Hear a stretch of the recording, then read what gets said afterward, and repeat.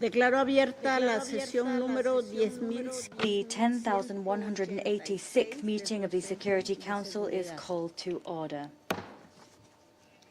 The provisional agenda for this meeting is the situation in the Middle East, including the Palestinian question.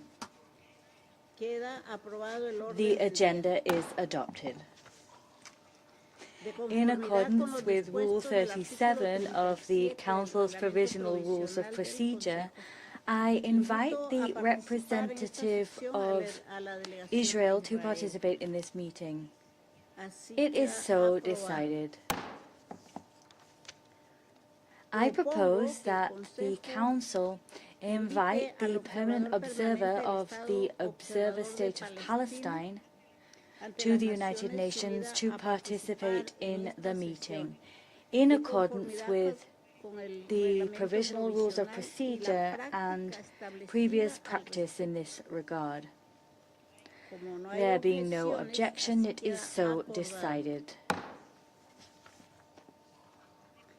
In accordance with Rule 39 of the Council's Provisional Rules of Procedure, I invite the following briefers to participate in this meeting. Mr. Ramiz Alakbarov, Deputy Special Coordinator for the Middle East Peace Process and United Nations Resident and Humanitarian Coordinator. Mr. Itai Epstein, Special Advisor on International Law and Humanitarian Principles from the Norwegian Refugee Council, and Ms. Marianne Bargovkis, independent journalist, writer, and political analyst. It is so decided. The Security Council will now begin its consideration of item 2 of the agenda. I give the floor to Mr. Ramiz Alakbarov. You have the floor. Very much. Madam President, members of the Security Council. Today's briefing is focused on the Secretary General's quarterly report on the implementation of the Resolution 2334 as circulated to Council members last week. Since the 12th June cut-off date for the written report, the situation across Israel and the occupied Palestinian territory in Gaza and the West Bank, including East Jerusalem, remain volatile. Israeli airstrikes and military operations have continued across Gaza, resulting in further fatalities and bringing the total killed since the ceasefire to over 1,000, according to the Gaza Ministry. Israeli forces continue to expand the scope of their territorial control in Gaza and the extension of areas requiring coordination in humanitarian operations. Israel has said that it currently controls approximately 70% of the Gaza Strip. This encroachment of areas under Israeli control is reducing the space available to civilians. Palestinians in Gaza are concentrated in increasingly limited areas, living amid insecurity and violence.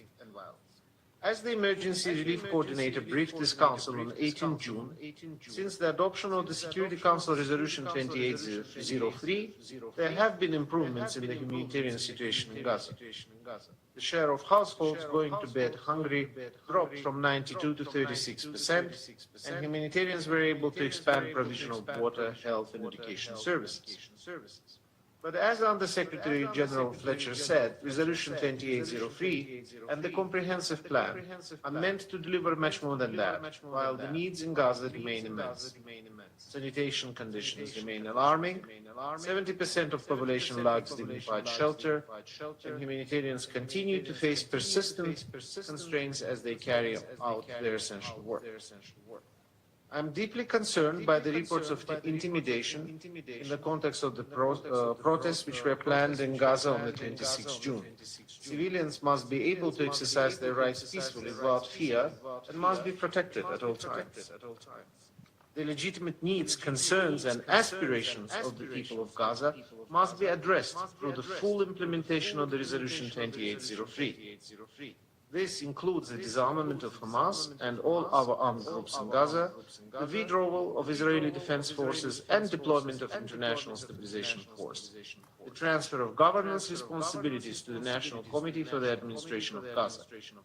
In coordination with Palestinian Authority, the UN is ready to support the committee in providing critical public services and in laying the groundwork for reconstruction to restore dignity, improve living conditions, and offer hope for the future. I welcome last week's joint visit to Gaza by Greek Orthodox Patriarch and the Latin Patriarch of Jerusalem.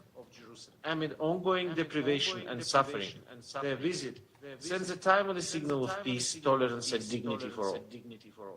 Meanwhile, the situation in the West Bank, including East Jerusalem, continued to deteriorate. Israeli military activity continued in and around the refugee camps in Jenin and Tulkaram in the northern West Bank, resulting in the evacuation and displacement of Palestinian households, including refugee families.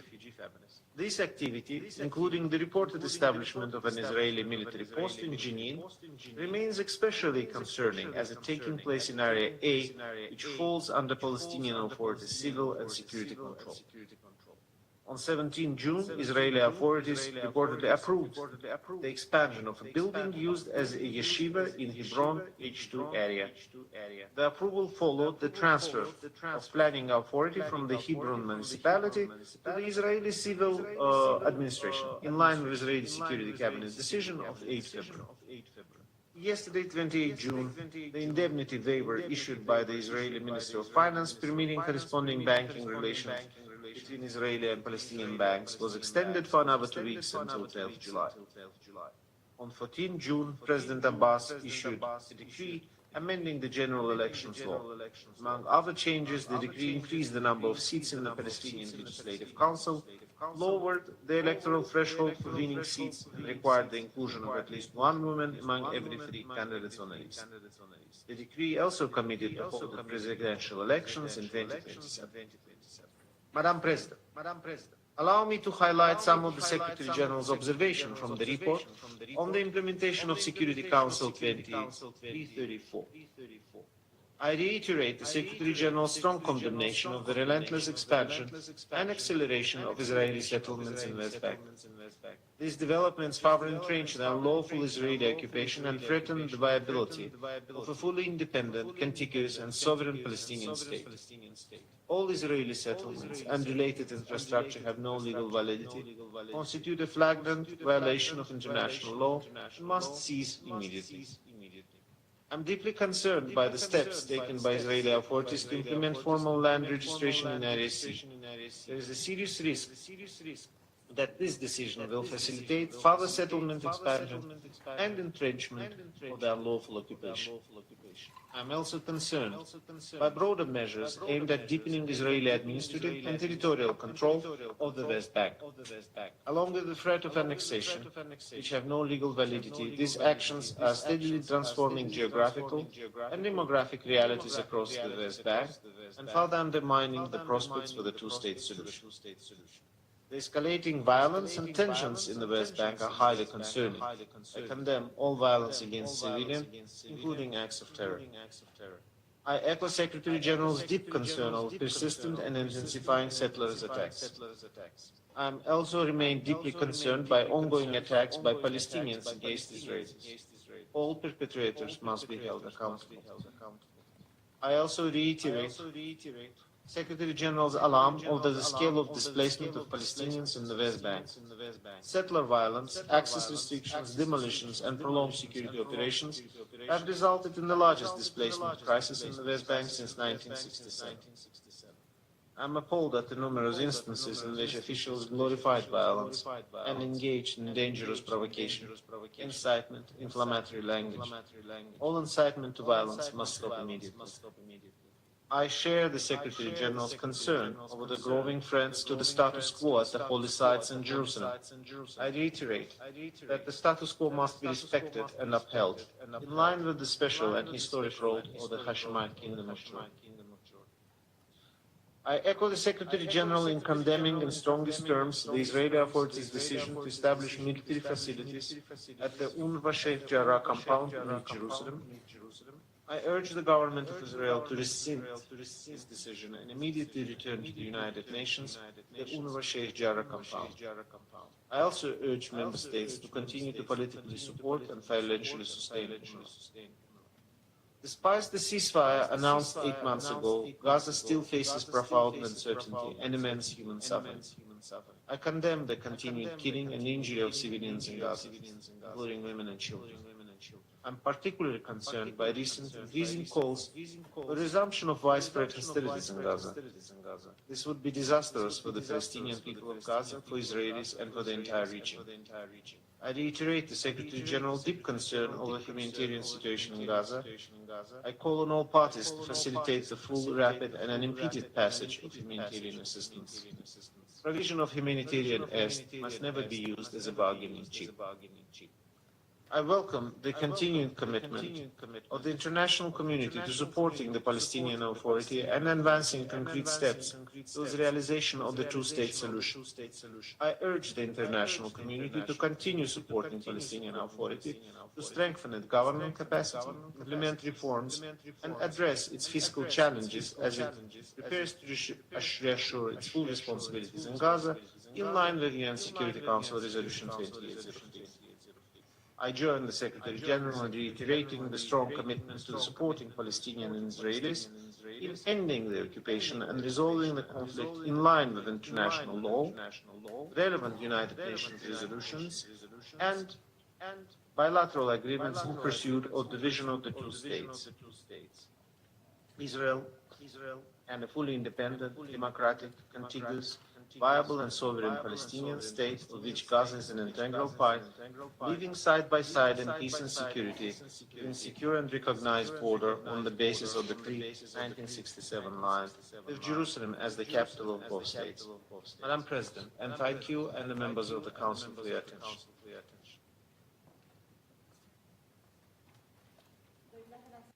I thank Mr. Ramiz Alakbarov for the information provided. I now give the floor to Mr. Itai Epstein. You have the floor. Madam President, Excellencies, on behalf of the Norwegian Refugee Council, I wish to thank you for the opportunity to brief the Council at this quarterly consideration of Resolution 2334. Adopted almost 10 years ago, its words are familiar. Israeli settlements in occupied Palestine constitute a flagrant violation of international law. The question before the Council today is not whether those words remain correct. The question is whether the Council is prepared to give them effect. It is the plight of Palestinian communities we serve, living with the consequences of non-implementation, displacement, dispossession, and the steady erosion of protection that I wish to share today. When states gathered after the Second World War to codify the Fourth Geneva Convention, including its prohibition on population transfer, they did so in the shadow of mass atrocities, colonization, forced displacement, and racial persecution. For Palestinians today, this is not an abstract legal proposition. It is a lived reality. The law saw this danger clearly from the outset. In June 1967, Israel came to occupy the West Bank, including East Jerusalem and Gaza. Within weeks, Theodore Meron, then Counsel of Israel's Foreign Ministry, set out the legal consequences with notable clarity. He affirmed the applicability of the Hague Regulations and the Fourth Geneva Convention to the newly occupied territories, recalled the prohibition on annexation, and advised that civilian settlements in the occupied Palestinian territory would be in contravention of explicit provisions of international humanitarian law. What has changed since is not the law. What has changed is the scale of the breach, the entrenchment of the occupation, and the cost borne by Palestinians for the failure of enforcement. The Council, Excellencies, must bring into view the convergence of phenomena too often treated separately. Settlement expansion and settler violence, demolitions and displacement, obstruction of humanitarian relief, and denial of essential services, and the fragmentation of Palestinian governance. Together, they create a system of coercion. Since January 2023, 117 Palestinian communities have experienced full or partial displacement linked to settler attacks and related access restrictions. The displacement crisis is not confined to Bedouin or hurting communities. More than 33,000 Palestinians have been displaced from Jenin, Tulkarm, and Nur Shams refugee camps and surrounding areas. As we have just heard, OCHA has described this as the largest and longest displacement crisis in the West Bank since 1967. The figures matter because they confirm the pattern. The home, the school, the water network, the olive grove, and the refugee camp have all become pressure points in a wider effort to make Palestinian presence harder to sustain. One recent field assessment shows what prolonged displacement means for families. Households displaced report worsening shelter conditions, collapsing livelihoods, and fear of repeated displacement. Another assessment should deeply trouble this Council. More than 70% of displaced households identified threats against women and children, including sexualized threats and gender-based harassment, as decisive in their decision to flee. Madam President, forcible transfer does not always announce itself with a single order. It may occur through accumulation, repeated attacks, sexualized threats, demolished homes, lost livelihoods, and the absence of credible protection. East Jerusalem and the Jerusalem periphery illustrate how coercion becomes a strategy for acquiring territory. In Sudan, Palestinian families face eviction and takeover by settler organizations. In around E1, Han al-Ahmar and nearby Bedouin communities face renewed demolition risk and intense pressure in an area of profound territorial and political significance. Excellencies, the International Court of Justice has clarified the matter before us in decisive terms. In its 2024 advisory opinion, the Court did not merely characterize discrete Israeli practices in the occupied Palestinian territory as unlawful. It found that Israel's continued presence in that territory is, as such, unlawful. It reaffirmed that the West Bank, including East Jerusalem and Gaza, are occupied territory over which the Palestinian people hold permanent sovereign rights. It identified legal consequences for Israel, for all states, for the United Nations. That clarification matters for this Council. Resolution 2334 rested on legal rules that were already clear when it was adopted. The Court has now confirmed those rules and the consequences that flow from them. Settlements are not only a flagrant violation of international law and an obstacle to peace. They form part of an unlawful situation whose consequences cannot be ignored. What was framed in 2016 as a call upon states has, after 2024, acquired the character of a judicially endorsed legal obligation.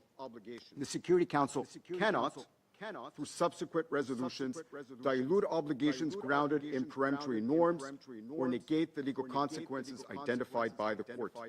From wrong comes no right, and no passage of time cures illegality. This matters, Madam President, because annexation is often described as irreversible. That is a political claim dressed up as certainty. It confuses material entrenchment with legal consolidation. It seeks to turn unlawful facts into lawful rights. Annexation has become more costly to reverse, more complex to dismantle, and more disruptive to vested interests. It has not become irreversible as a matter of law. The same clarity is needed in relation to settler violence. It is often described, including in this chamber, as extremism, as though it were a marginal deviation from state policy. That language is legally inadequate. where armed settlers operate as integral or auxiliary parts of military forces, or where public officials enable, direct, or exercise control over settler violence, the inquiry cannot stop with individual criminality. The question becomes one of state responsibility. Only last week, Israel's own military advocate warned that violent settlers and the armed forces are no longer readily distinguishable when, without legal authority, they impose restrictions on Palestinian movement. Settler violence may therefore be both individual wrongdoing and part of a coercive environment for which Israel, as the occupying power, bears responsibility. Settler violence forms part of the broader architecture through which territory is unlawfully acquired and controlled. Excellencies, the response of third states has begun to shift, with greater attention to individual perpetrators of settler violence and extremist groups. That attention matters, but individual accountability cannot substitute for the broader obligation of states. Measures aimed solely at direct perpetrators failed to address the roles of ministries, settlement councils, and the legislative and financial infrastructure that sustain the settlement enterprise. States must ensure that their own conduct does not recognize, aid, or assist in unlawful situations. They must also cooperate to bring it to an end. Madam President, that means restitution first. Homes, orchards, and olive groves must be restored to the rightful owners. Settlements and associated infrastructure must be dismantled. Palestinians displaced by coercion or violence must be able to return voluntarily in safety and dignity. Where restitution is materially impossible, compensation must follow. The General Assembly has shown the way. The UN Registrar of Damage, born of the 2004 Wall Advisory Opinion, should now be expanded to receive claims and quantify compensation for the full consequences of Israel's unlawful presence since 1967, including displacement, destruction, resource exploitation, and denial of housing, land, and property rights. Recognition of Palestinian self-determination without restoration of the material basis on which that right depends will be a promise without land beneath it. Excellencies, restitution addresses harm after the fact. Protection must prevent harm before it occurs. Communities at risk of forcible transfer need protection and humanitarian aid before they are uprooted, not only assistance after injury is felt. Israel has an obligation to facilitate the presence and activities of impartial relief societies such as the Norwegian Refugee Council. The International Court of Justice confirmed this obligation last year. Yet, Israel continues to interfere with the presence, registration, staffing, and independence of humanitarian organizations, restricting their ability to reach Palestinian communities in need and carry out the very activities Israel is required to facilitate. The Council should put Israel on notice.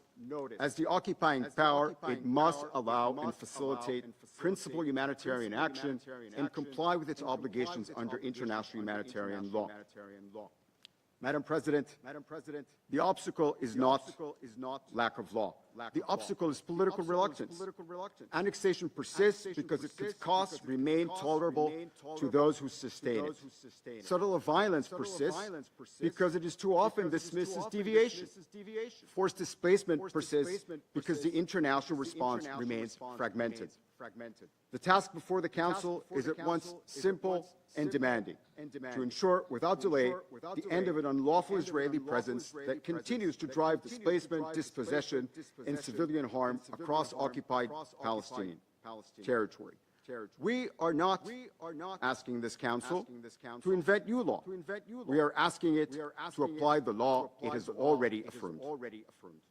Excellencies, the late Benjamin Ferencz, the last surviving prosecutor of Nuremberg, reminded us that there could be no peace without justice, no justice without law, and no meaningful law without a forum to decide what is just and lawful. The law is clear. The facts are before this Council. What remains now is consequence. Thank you.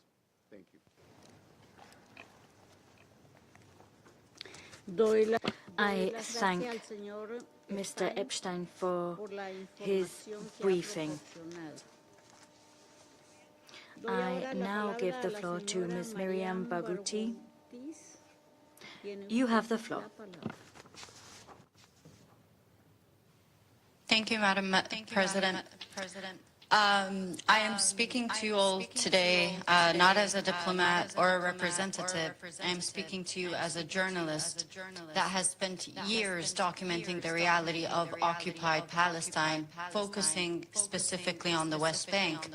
So I come here before you with testimonies and firsthand witnessing of voices and lives that are rarely allowed to enter these chambers except as statistics. For Palestinians, the reality is not a political dispute.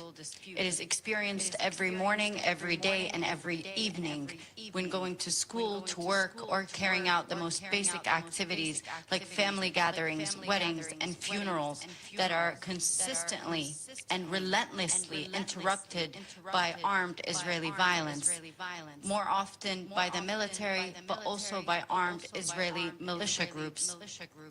It is a reality of navigating military checkpoints where we are seeing an increase not just in military violence, but violence from armed Israeli militias that are not even bound to the chain of command of the army. This does not only mean delay, this does not only mean the theft of time of Palestinians, but it is a rewiring of the entire nervous system of Palestinians in constant anticipation of violence and through what we see as a systemic weaponization of fear. But it also means at a practical level, the denial of access to life-saving spaces like accessing the hospitals. I myself have witnessed Israeli soldiers in places like Jenin and Tul Kerem denying Palestinian women who are pregnant and in labor access to hospitals that are just a few meters away, and they will hold them at gunpoint. I have seen in Silwad, in the West Bank, the center of the West Bank, an Israeli soldier caught on camera by a medic after shooting a young Palestinian teenager and leaving him to bleed, and I quote, saying, "Thank God he is dead now."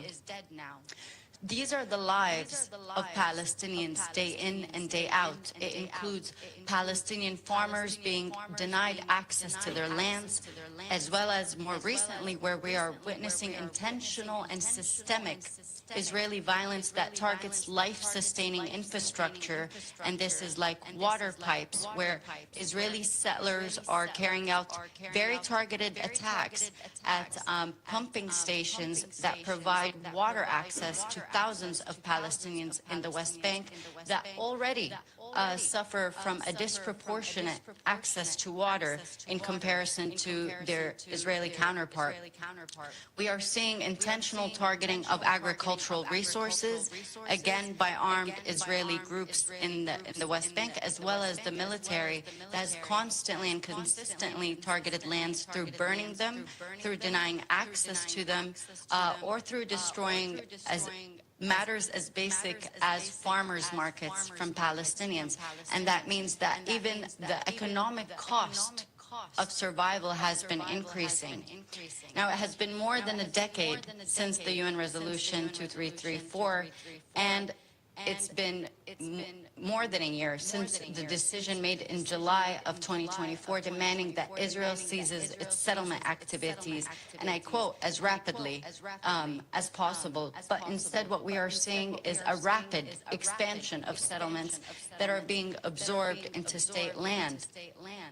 Now, there is a tendency that we have seen, and I continue to see repeated, for Israeli representatives to illustrate this expansion as extremist violence or as an exceptional case. But the facts on the ground inform us that there are coordinated and joint activities by the Israeli army, Israeli settler groups, and the Israeli judicial system in ensuring a systemic and relentless ethnic cleansing in the West Bank. So these are not accidental, they are intentional, they are premeditated, and they are coming from a policy of ethnic cleansing. And as Israeli settlers are creating a hostile environment for Palestinians who are now too afraid to even walk from their homes to their schools or their workplaces due to armed violence, the military at the same time continues to ensure that there is no capacity for Palestinians to confront or protect themselves. This is an intentional denial of capacity by the Israeli regime. To add to that comes the third layer, which is the Israeli court system, which continues to engage in the legitimization and legalization of these practices through a legal framework that is designed to dispossess and displace Palestinians, and it is designed to also continue providing immunity to Israelis. When we saw Yinon Levy, an Israeli settler in Hebron, shoot a Palestinian point blank while his child was next to him and kill him, he was released the next day, and he carried out terrorizing activities against the community in which he killed the Palestinian. So this type of immunity is by design.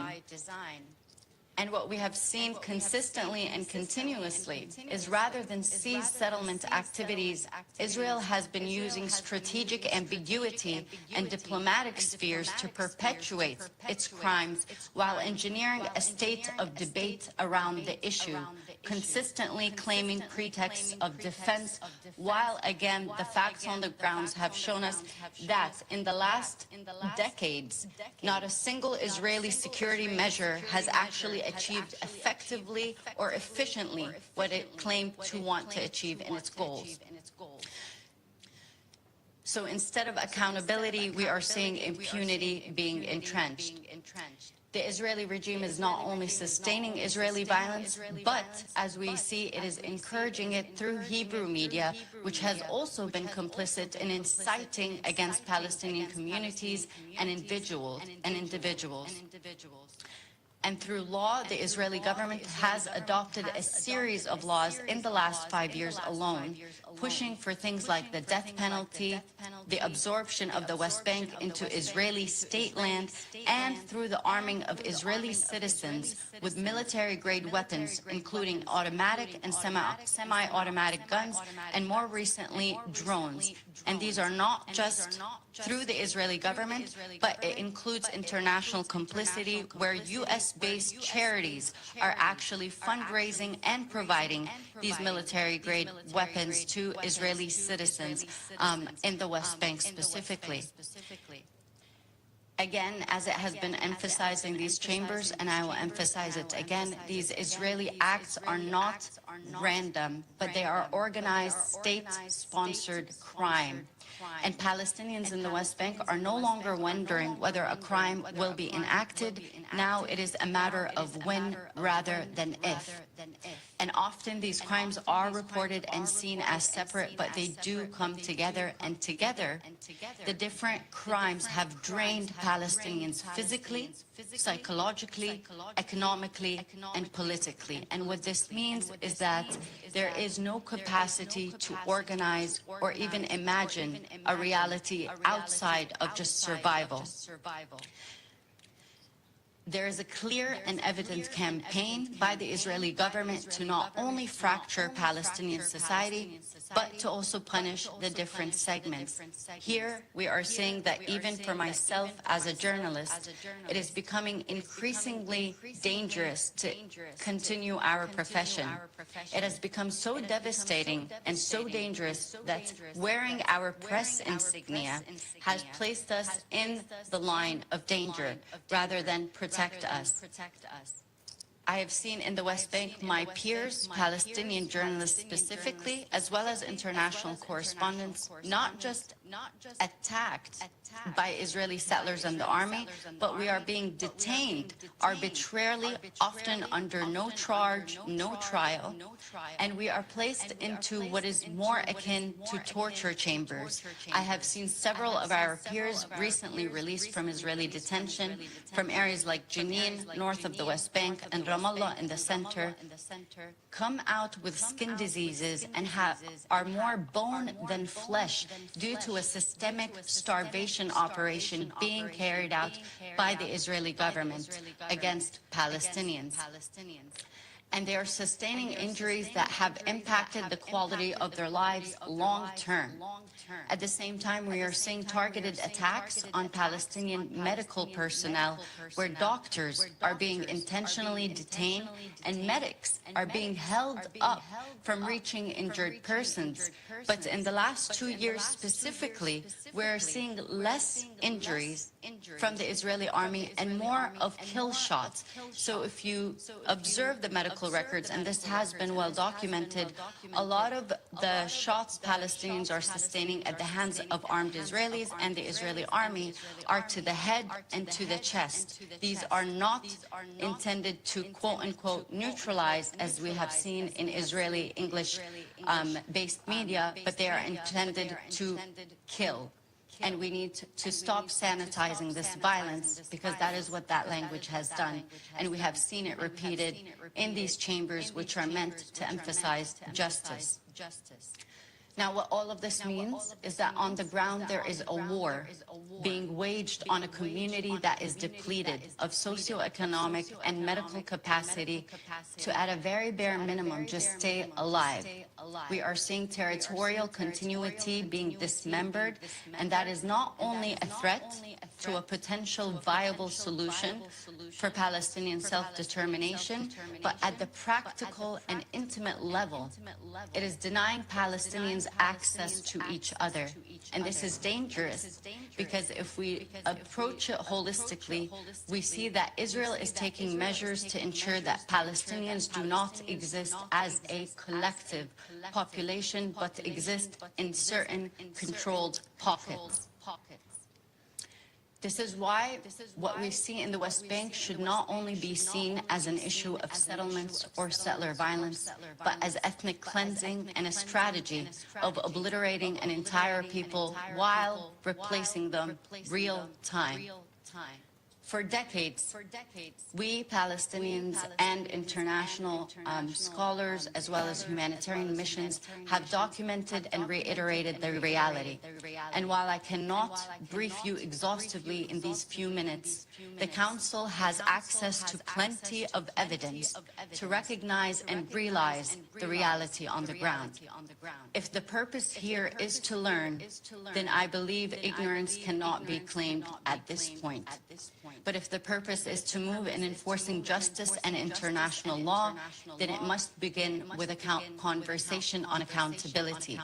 Because to continue forcing Palestinians to risk their lives to document the violence enacted against them for an activity of pretend justice, then this is also exploitive and it is criminal.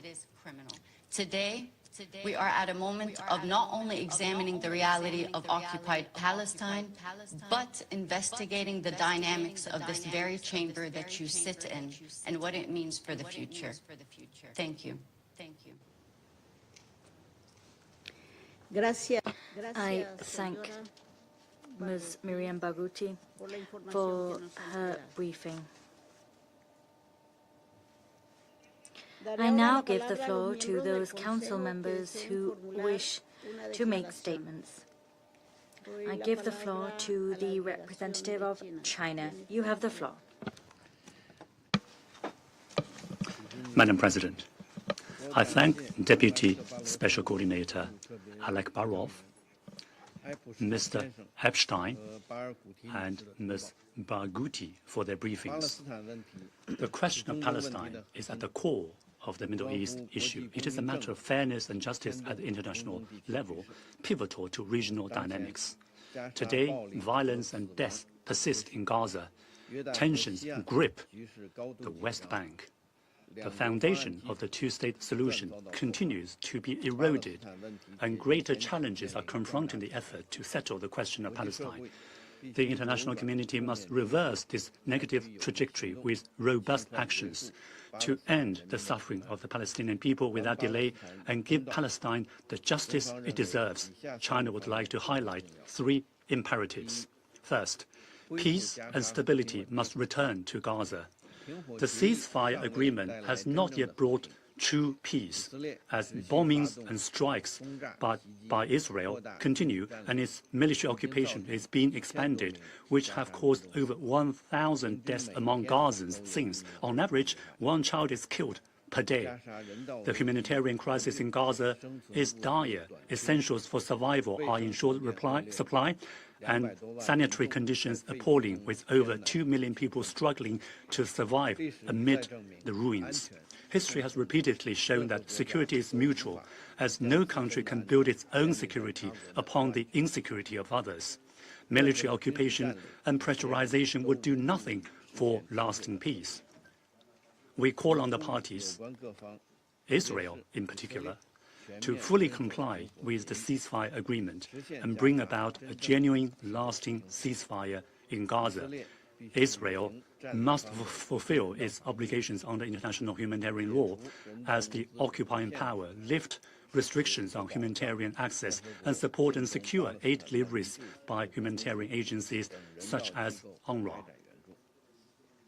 Second, tensions in the West Bank must be de-escalated and brought to an end. Despite strong appeals from the international community, tensions in the West Bank continue to grow. The occupying power has accelerated settlement expansion, remained permissive towards settler violence, and encroached on Palestinian territory. The economy of the West Bank is on the brink of collapse under the crippling restrictions and stranglehold, and the Palestinian Authority is facing a serious fiscal crisis. It was explicitly spelled out in Council Resolution 2334, an ICJ advisory opinion that illegal occupation and settlements imperil the viability of the two-state solution and must be ended immediately. Violating the legitimate rights of Palestinians and undermining the security and stability of the West Bank will only fuel hatred and eventually backfire. We urge Israel to immediately cease settlement activities, curb settler violence, and ensure accountability for attacks in all seriousness. Israel should lift the unjustified restrictions on the West Bank economy, return the withheld tax revenues the soonest, and stop undermining the foundation of the PA's governance. Third, the two-state solution must be fully implemented. The two-state solution is the only viable path to resolving the question of Palestine. It cannot be denied, nor can it be replaced. Gaza and the West Bank are inseparable parts of the state of Palestine.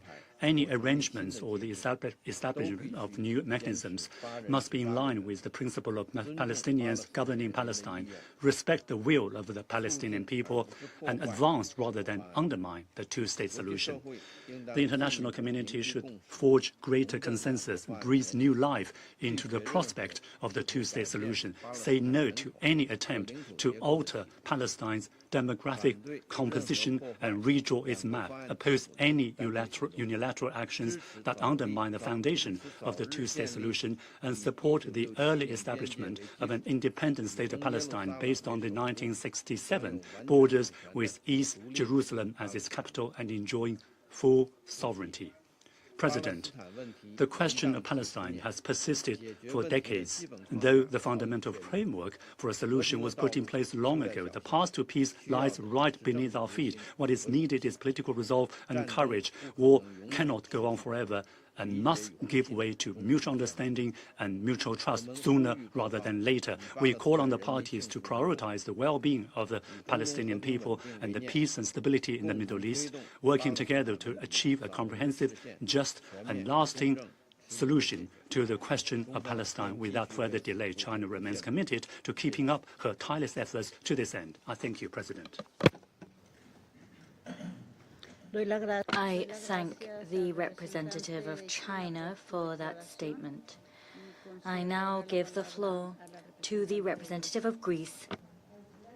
Deputy Special Coordinator Ramis Alakbarov for his briefing, as well as Mr. Itai Epstein and Ms. Mariam Barkoutis for their remarks. Madam President, Greece was an early supporter of the Comprehensive Plan for Gaza, subsequently enshrined in Security Council Resolution 2803. The first phase of the plan marked a welcome step forward with early positive results. What is needed now is collective determination to translate progress into lasting impact. As ASG Tom Fletcher reminded us only days ago, the humanitarian reality on the ground remains catastrophic. We note, alongside Mr. Al-Akbar, the visit of the Greek Orthodox Patriarch and Latin Patriarch to the Strip, a small ray of hope amidst an unimaginable, difficult reality. While some progress has been achieved, the gap between needs and delivery remains wide and deeply concerning. Aid entering Gaza, including food of high nutritional value, is insufficient. Restrictions on critical dual-use equipment continue to impede relief efforts. Housing, medical evacuations, and healthcare services have yet to reach the levels required to address the immense needs of the civilian population. We call for the unimpeded delivery of humanitarian aid at scale, as well as for the opening of additional crossings across the Strip. Hamas and all armed groups must urgently and fully disarm, and we support Mr. Mladenov's sustained efforts towards this goal. At the same time, it is critical to implement early recovery projects in the entire Gaza Strip. Greece is ready to take part in discussions regarding the Horizon Fund so as to ensure a coordinated, transparent and impactful recovery effort, in close coordination with the Palestinian Authority. We look forward to the Palestine Donor Group meeting in Brussels in a few weeks. We anticipate the NGAC's timely statement, as well as the deployment of the vetted Palestinian police forces and of the International Stabilization Force in Gaza. Despite operating in extraordinary dangerous conditions, humanitarian workers continue to deliver life-saving assistance.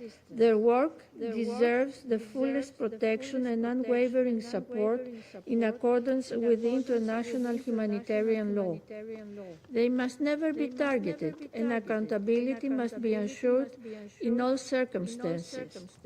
Madam President, as our Foreign Minister has stressed, Gaza and the West Bank form a single, indivisible territorial unit of a future Palestine state.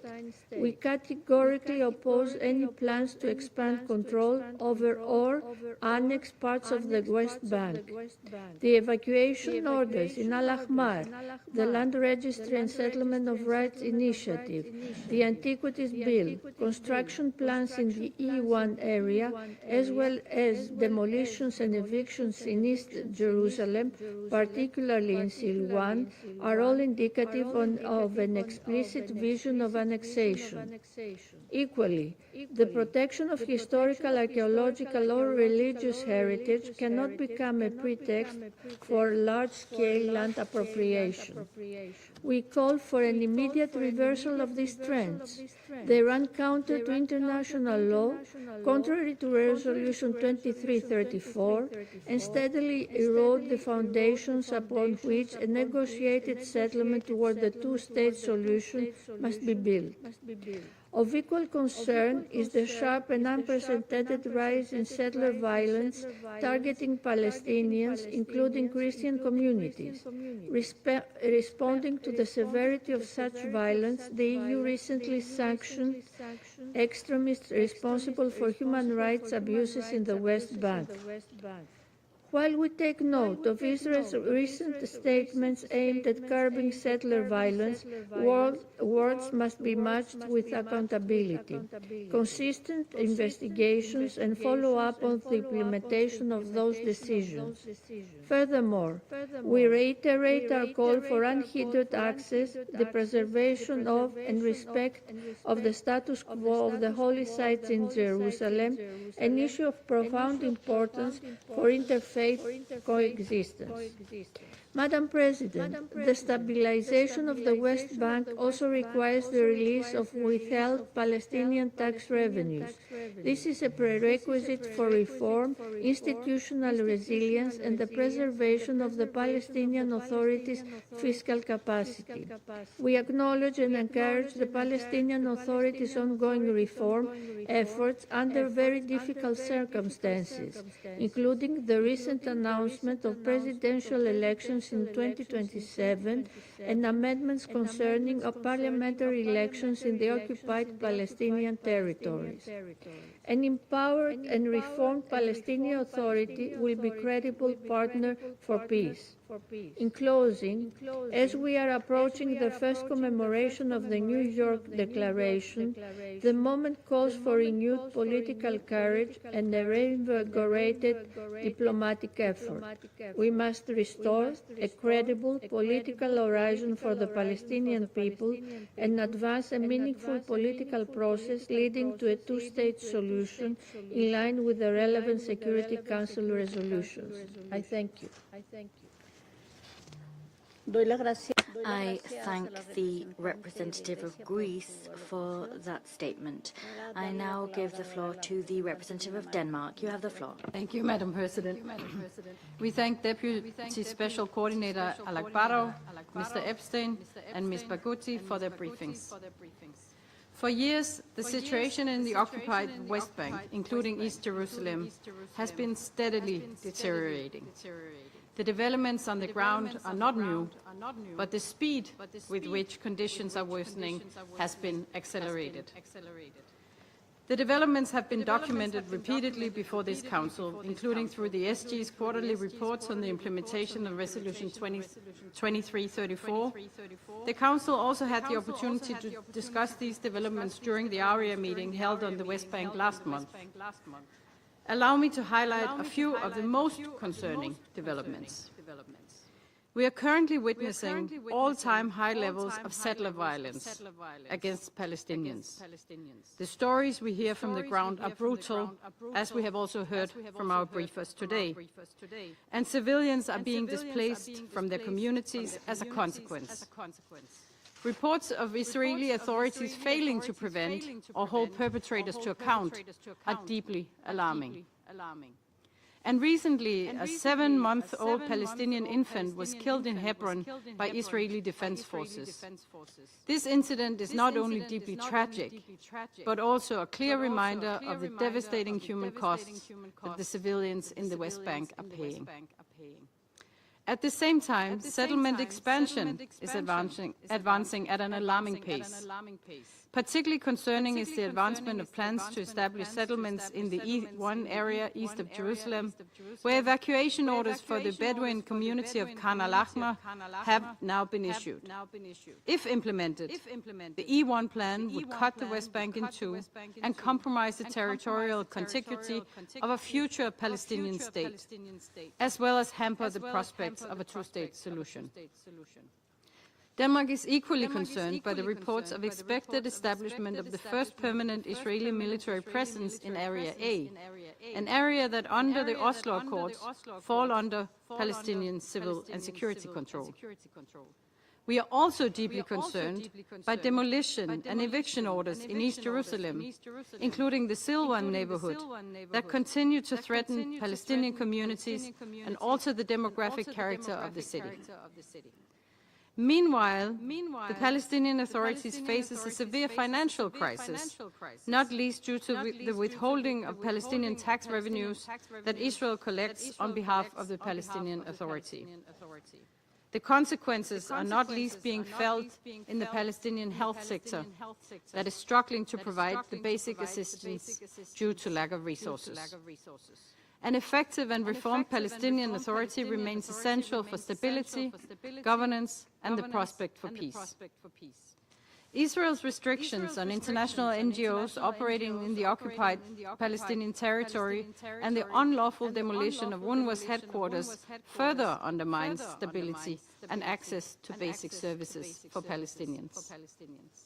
Taken together, these developments are not isolated incidents. They amount to a systematic consolidation of Israeli control across the occupied West Bank. They change realities on the ground, alter the map, and heighten the risk of annexation. This trajectory must be reversed. All settlement expansions must be halted immediately, and any attempt at de facto annexation prevented. We reiterate that Israeli settlements in the West Bank are illegal under international law. Accountability for settler violence must be ensured, and we call on Israeli authorities to hold perpetrators to account. With strong Danish support, the European Union has introduced sanctions against extremist Israeli settlers and organizations responsible for serious and systematic human rights abuses against Palestinians. Security Council Resolution 2334 must be fully implemented. Palestinian tax revenues must be transferred without delay, and the Palestinian Authority must continue its reform efforts. In this regard, Denmark welcomes the announcement to hold presidential elections. Madam President, Denmark's position is clear. Israel's legitimate security concerns must be ensured, but crushing all possibilities for a Palestinian state through illegal settlements, settler violence, and financial suffocation is not an acceptable way forward. Lasting security cannot be separated from the two-state solution as chartered in the New York Declaration. It remains the only viable option for long-term peace and security. I thank you.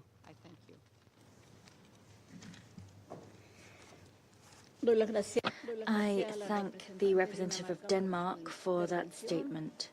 I now give the floor to the representative of the Democratic Republic of the Congo. You have the floor. Madam President, the Democratic Republic of the Congo thanks you for convening this meeting and expresses its gratitude to the Deputy Special Coordinator for the Middle East Peace Process,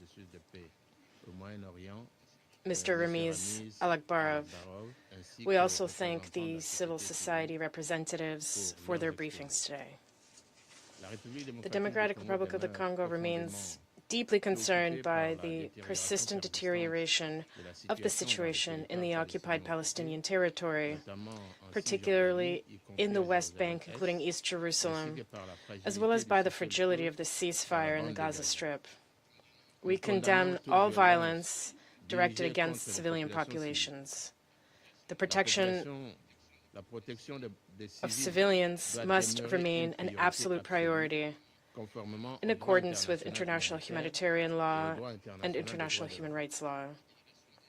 My delegation is particularly concerned by the upsurge in violence, the forced displacement of communities, as well as the demolition of homes. In this regard, we recall the importance of the full implementation of the relevant resolutions of the Security Council, in particular Resolution 2334 of 2016, as well as the importance of compliance with the obligations arising under international law. Regarding Gaza, the Democratic Republic of the Congo takes note of the efforts made to preserve the ceasefire and encourages all parties to exercise restraint in order to prevent any resumption of large-scale hostilities. We call for compliance with the commitments undertaken under existing agreements, as well as for the continuation of diplomatic efforts aimed at establishing a lasting peace. We also remain concerned by the humanitarian situation, which continues to take a severe toll on civilian populations. As we have underscored in our statement of June 18, 2026, the Democratic Republic of the Congo calls for safe, rapid, sustained and unimpeded humanitarian access so that assistance may reach all those in need. We commend the efforts of the United Nations and humanitarian organizations which continue to operate under particularly challenging conditions. The Democratic Republic of the Congo also underscores the importance of increased international support to address the humanitarian needs of affected civilian populations. This support will help create the conditions conducive to a lasting peace, regional stability, and the accommodation of the legitimate security concerns of all parties. Madam President, the Democratic Republic of the Congo remains convinced that there can be no military solution to this conflict. Only a credible political process grounded in international law and relevant United Nations resolutions will make it possible to achieve a just, comprehensive, and lasting peace. In this regard, we reaffirm our support for the efforts of the United Nations Secretary General, as well as for all regional and international initiatives that would foster the resumption of a genuine political process in an environment of peace and security. Thank you.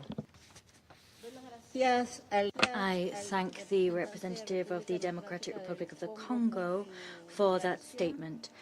I now give the floor to the representative of the United States. You have the floor. Thank you, Madam President. Colleagues, I thank you. I thank our briefers for their comments, and I'd like to begin my remarks today in talking about a young girl in Deir al-Balah. UNICEF calls her Massa. After 2 years of war, she recently walked into a temporary school. In that school, she received a bag with a notebook, a pen, an eraser, a ruler, pencils, coloring pens, and that one bag of school supplies, seemingly small and without import, but I think it's a very loud reminder that life is starting again in Gaza. And colleagues, we continue to have a choice on this council and in the international community if we want children like Massa to inherit a new generation of classrooms, if we want her to have a brighter future, or will she inherit more tunnels, more rockets, more bombs, more war? Will she and her brothers be made to carry arms for Hamas, to hate their neighbors? Is that what they're going to be taught in school with those new school supplies? Or will they be allowed to learn basic reading, writing, and arithmetic and have a dream of a better future? We must turn this ceasefire, as imperfect as it is, many nights, into a lasting peace, or Hamas can continue to drag the region back into a cycle of violence. But as we've said here month after month, Hamas cannot remain armed. That's the end of story, period. Hamas's demilitarization is at the heart of President Trump's peace plan, which was endorsed by this Council in Resolution 2803. I want to thank the mediators, particularly Turkey, Egypt, and Qatar, for their ongoing efforts. Negotiations are happening as we speak to convince Hamas that there is no armed future in its terroristic ruling of Gaza, and that the only way the peace plan will move forward is if they disarm. And I have to admit, as an aside, domestically here in the United States, I did not think I would see former Secretary Hillary Clinton's endorsement of this peace plan, which she recently endorsed in an op-ed as the only viable option forward for any kind of peaceful future for Gaza. She called President Trump's Gaza plan the, quote, only game in town. And she agreed that it all starts with Hamas disarming. As we all know, they started this war with the October 7th massacre. They've hidden behind civilians. They've abused schools and hospitals. They've stolen and blocked aid. They've turned literally years worth and hundreds of kilometers worth of concrete, fuel, generators, international aid that should have been used to rebuild Gaza into the most sophisticated military tunnel network the world has seen in recent memory, and kept the people of Gaza and Hamas's hostages shackled from below.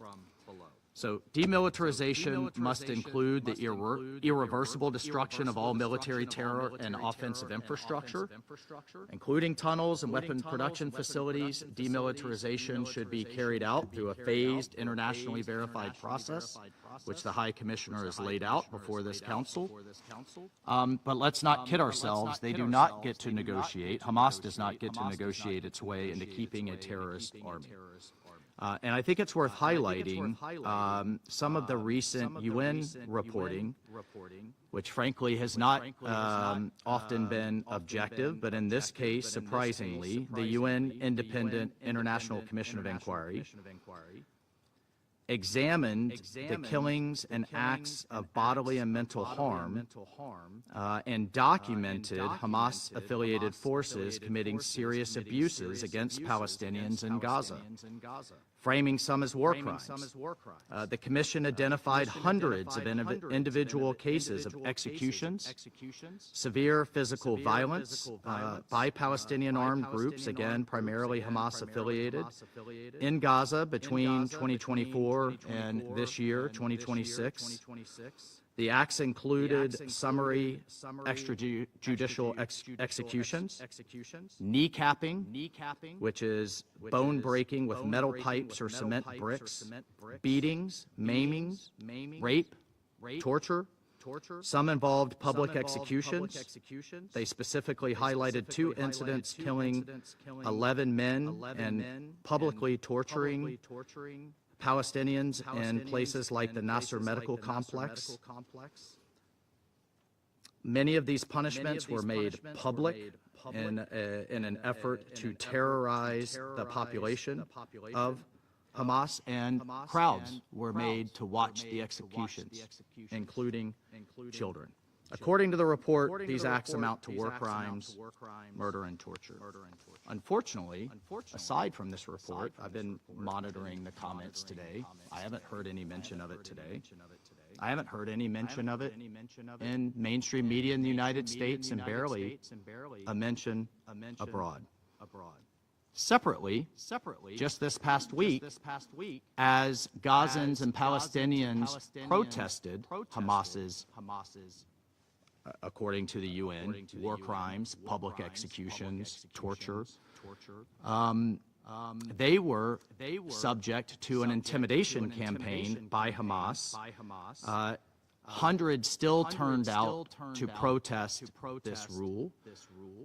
Easily would have been thousands, but this industrial scale campaign of terror, intimidation, interrogation, and blackmail against thousands of Gazans that we just saw unfold over the last few weeks, again, as they were planning to demonstrate against Hamas's rule, its violent authoritarian rule. Families were threatened, people were placed under house arrest. The Al-Qassam brigades, again, the same ones responsible for October 7th, were fully mobilized, using hospitals, using schools as police stations. Barely a mention. And as for the UN and many major NGOs, silence. I barely saw coverage of the people of Gaza finally having, not finally, once again, having the courage to rise up against this abuse. Colleagues, just a few more things by way of update. We now have, for the International Stabilization Force, again, authorized by 2803, Morocco, Kosovo, Albania. Boots are on the ground. Some are being deployed, and we have now Egypt and Jordan training the first recruits for a new Palestinian police force. The UAE, thank you, has committed $100 million for continued training. So the progress is never as quickly or more robust as any of us would like to see. Again, I did not think I would be quoting former Secretary of State Clinton here, but I haven't heard of a better plan coming from the UN or many other member states. I appreciate the support we've received in this council for this effort. We have a long way to go. The ongoing meetings with the NCAG, the new governance authority, those are happening as we speak. Those plans, those governing plans from education to housing to the restoration of services are being fleshed out as we speak. I thank the donor countries and the partners on the Board of Peace, including the Office of the High Representative, for their efforts to build on the progress and to increase the delivery of services that the people deserve. So, colleagues, I'll just conclude by saying we as an international community must continue to stand against this type of terror. We must use this platform of this council to call it out when it's happening.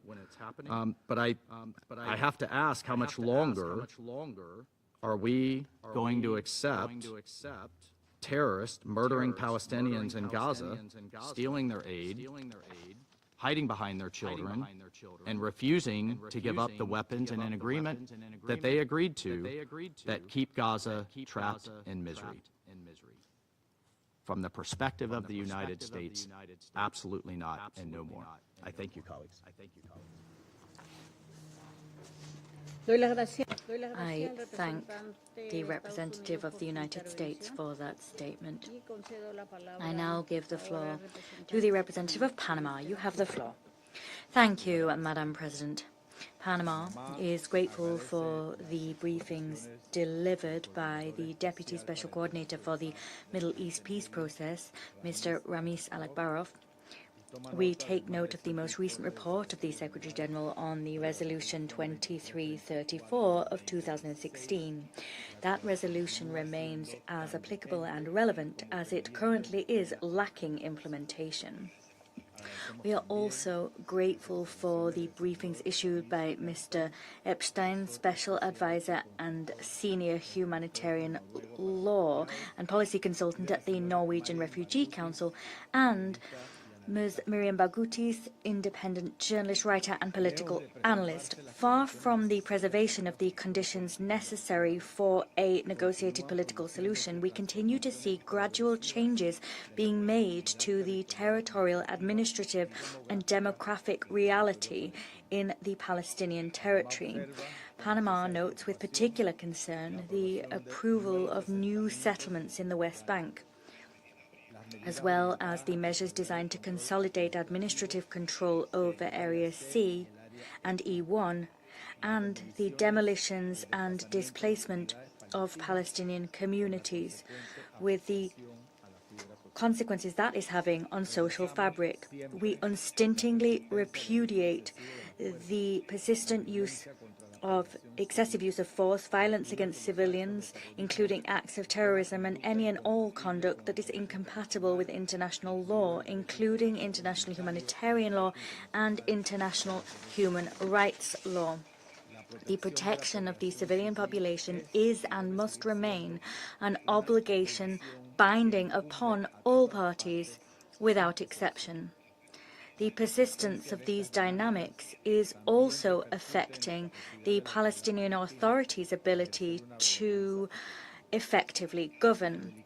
The PA's delicate financial situation continues to inhibit the provision of essential services and erodes a crucial pillar for the preservation of a credible political horizon and one that is also viable. We reiterate the appeal to avoid all measures and unilateral actions liable to fan the flames of tension on the ground and hamper efforts designed to achieve a just, lasting and sustainable peace. Madam President, it should also be recalled that the situation in Gaza cannot be considered in isolation from the events that are playing out in the West Bank. 8 months after the establishment of the ceasefire, the population continues to face Herculean challenges in order to rebuild the most basic conditions for a life of dignity. Significant restrictions remain on the restoration of essential services. At the same time, thousands of families continue to suffer from the consequences of layer upon layer of devastation. The impact that this reality continues to have on children and young people whose access to education, health and adequate conditions for development remains severely affected.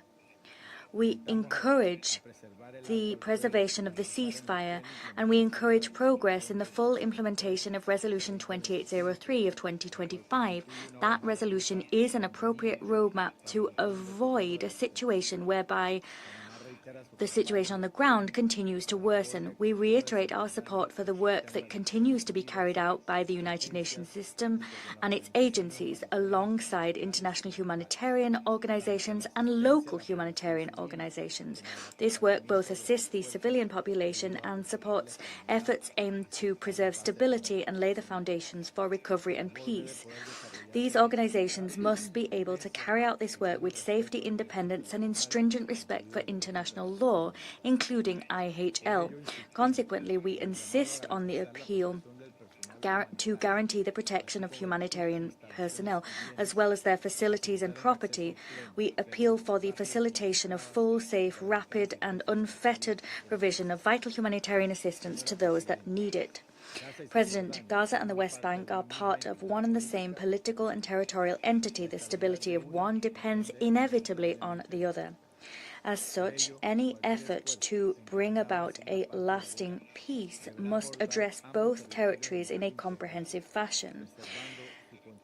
Their territorial contiguity must be preserved, and a reformed Palestinian Authority must be strengthened, and all must avoid unilateral measures that continue to further erode prospects of a negotiated political solution, one that will allow Israelis and Palestinians to live in peace, security and dignity.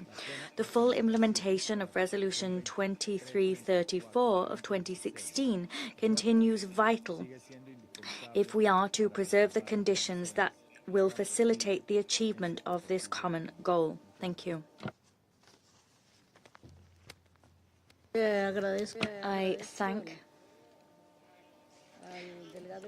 the representative of Panama for that statement. I now give the floor to the United Kingdom. You have the floor. Thank you, President. I thank Deputy Special Coordinator Alakbarov, Mr. Epstein, and Ms. Barghouti for their powerful briefings today.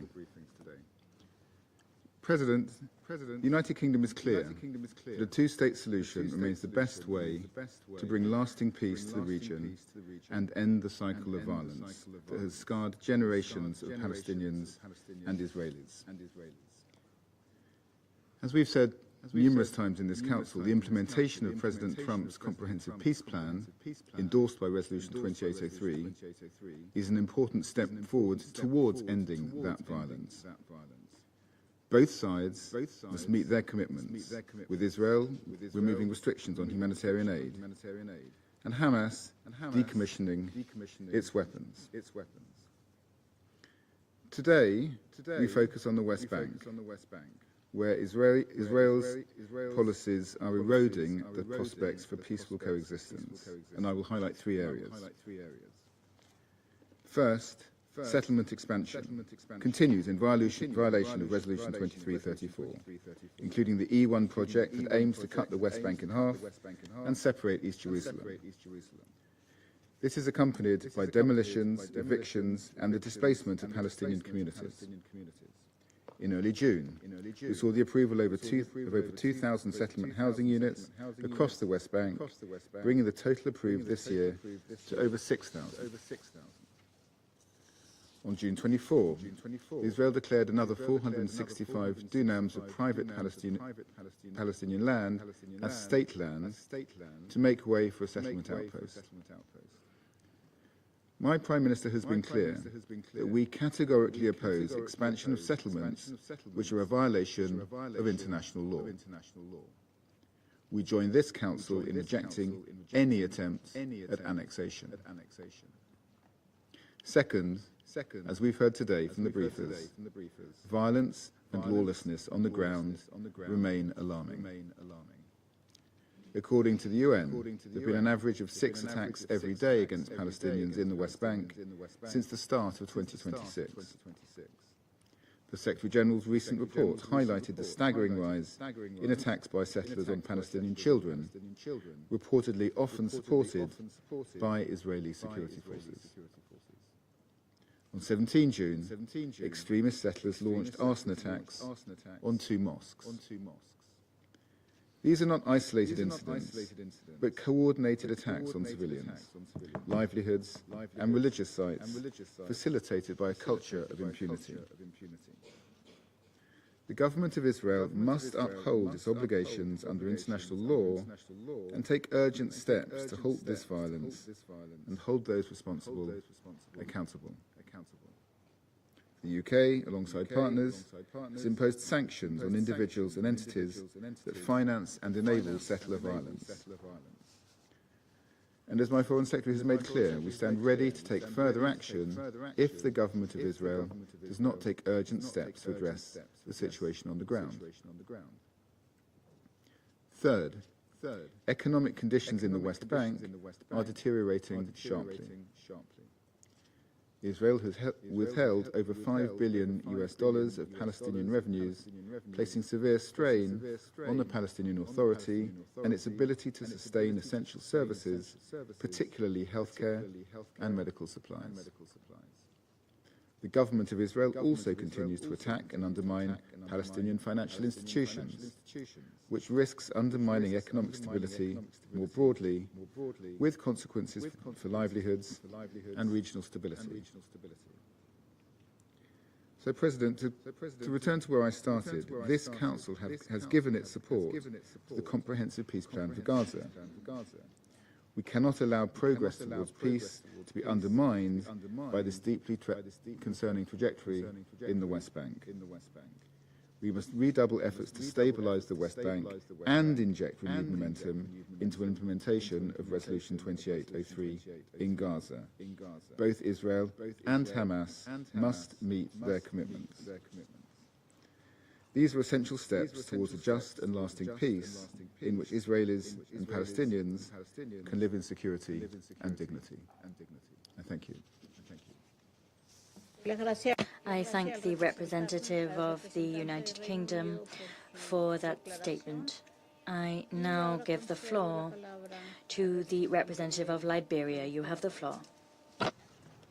Thank you. Thank you, Madam President. We join in thanking the briefers.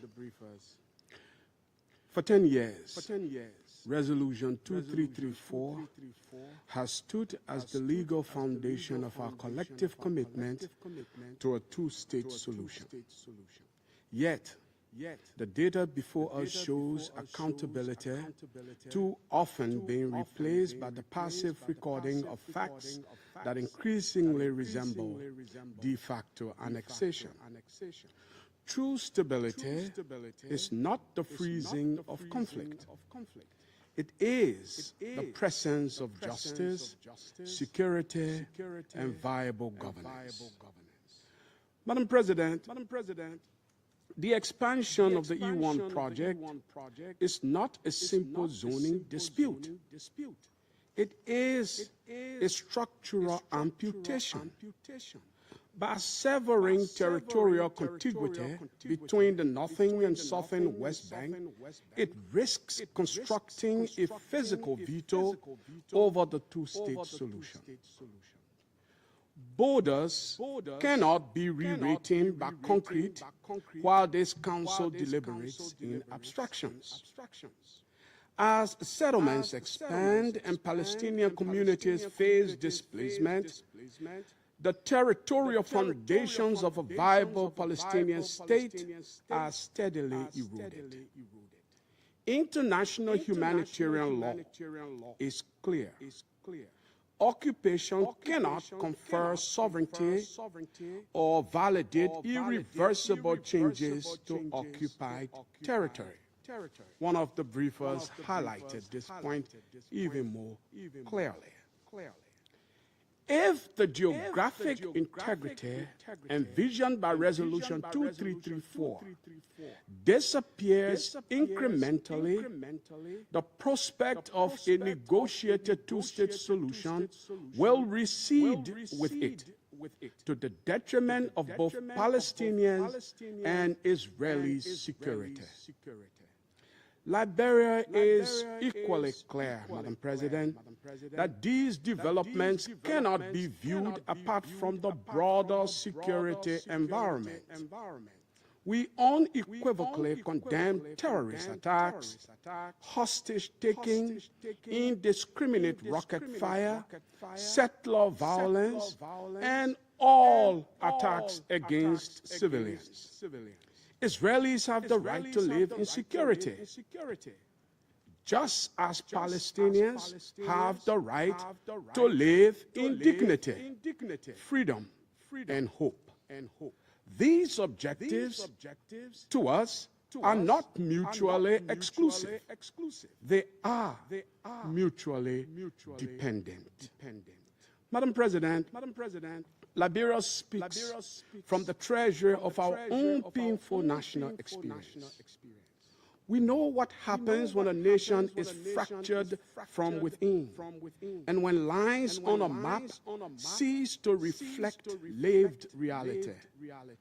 A ceasefire may pause suffering, but only legitimate institutions, territorial integrity, and public confidence can preserve peace.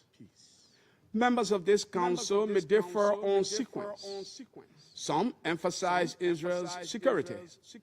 Others stress ending the occupation and preserving Palestinian statehood.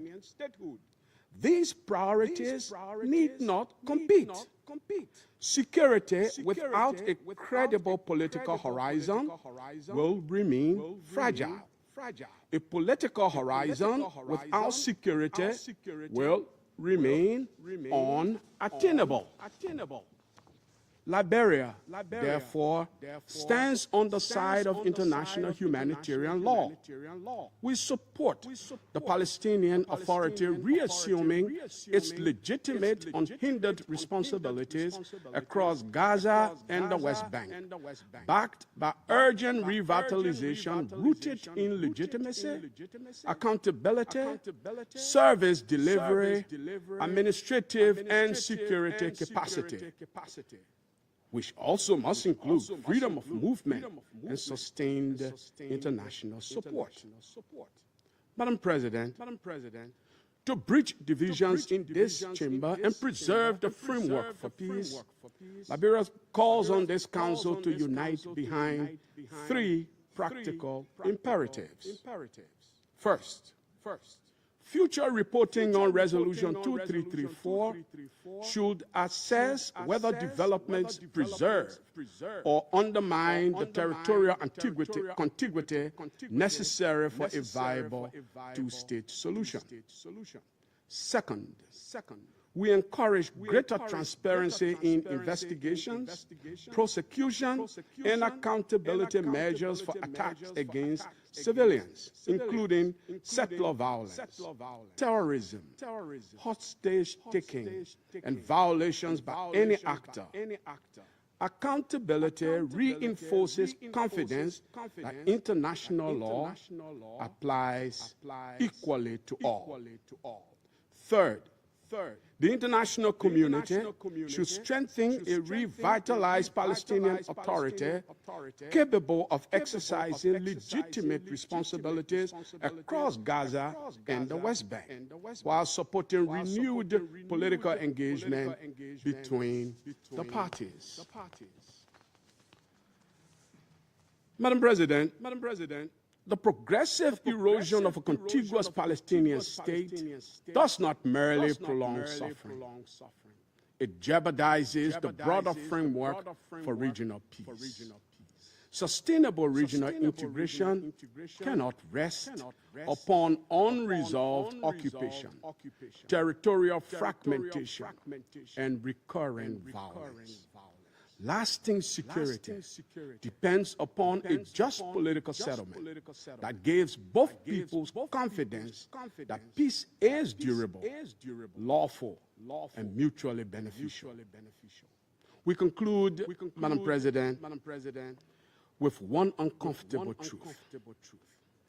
Every road toward regional peace passes through a viable political horizon for both Israelis and Palestinians. A divided map can never yield a united peace. Resolution 2334 was adopted to preserve the conditions for a negotiated two-state solution. Therefore, history will judge this council by whether it acted before the conditions envisaged in 2334 became impossible to restore, let alone implement. I thank you for your kind attention. I thank the representative of Liberia for that statement. I now give the floor to the representative of Somalia. You have the floor. Madam President, I thank Deputy Special Coordinator Al-Akbarov and Mr. Epstein and Mr. Barghouti for their sobering briefing. Nearly 10 years after the adoption of Resolution 2334, the findings contained in the Secretary General's report are deeply alarming. Instead of a halt to settlement activity, we continue to witness its acceleration. Instead of preserving the viability of the two-state solution, we are witnessing systematic measures to undermine it. Instead of de-escalation, we are witnessing increasing violence, dispossession, displacement, humanitarian restriction, and above all, the entrenchment of an unlawful occupation. These actions are not isolated developments. They form part of the broader pattern that seeks to alter the demographic and geographic character of the occupied Palestinian territory, and to create irreversible facts on the ground. Somalia reiterates that all Israeli settlements in the occupied Palestinian territory, including East Jerusalem, are illegal under international law and constitute a flagrant violation of Security Council Resolution 2334. We reject all measures aimed at annexation, settlement expansion, demographic re-engineering, and any attempt to alter the legal and historical status of the occupied Palestinian territory.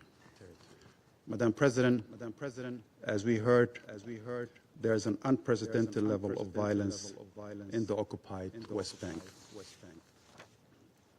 We are especially concerned by the sharp increase in settler violence and the expansion of military operations against Palestinian civilians.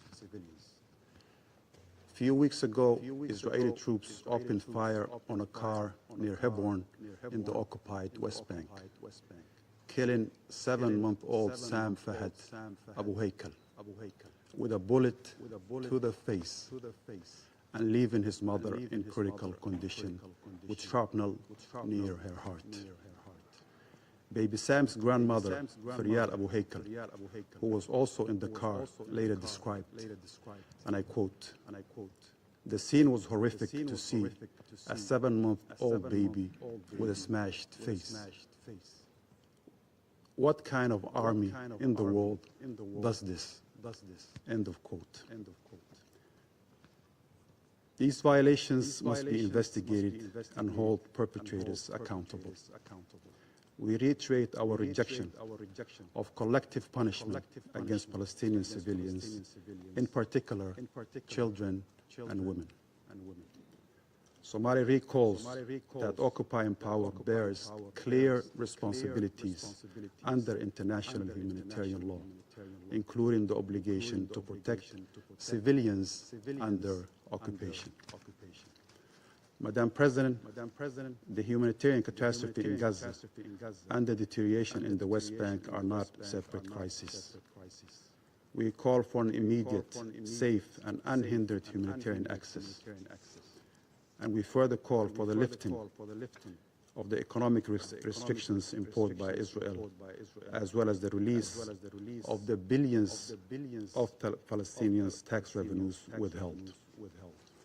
The culture of impunity surrounding these violations continue to fuel instability and further erode prospects for peace. There can be no sustainable peace without ending the occupation.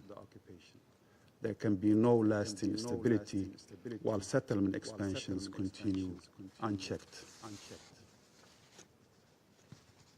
And above all, there can be no credible political horizon while the viability of the two-state solution is systematically undermined, including the unification of Gaza and West Bank under single Palestinian authority.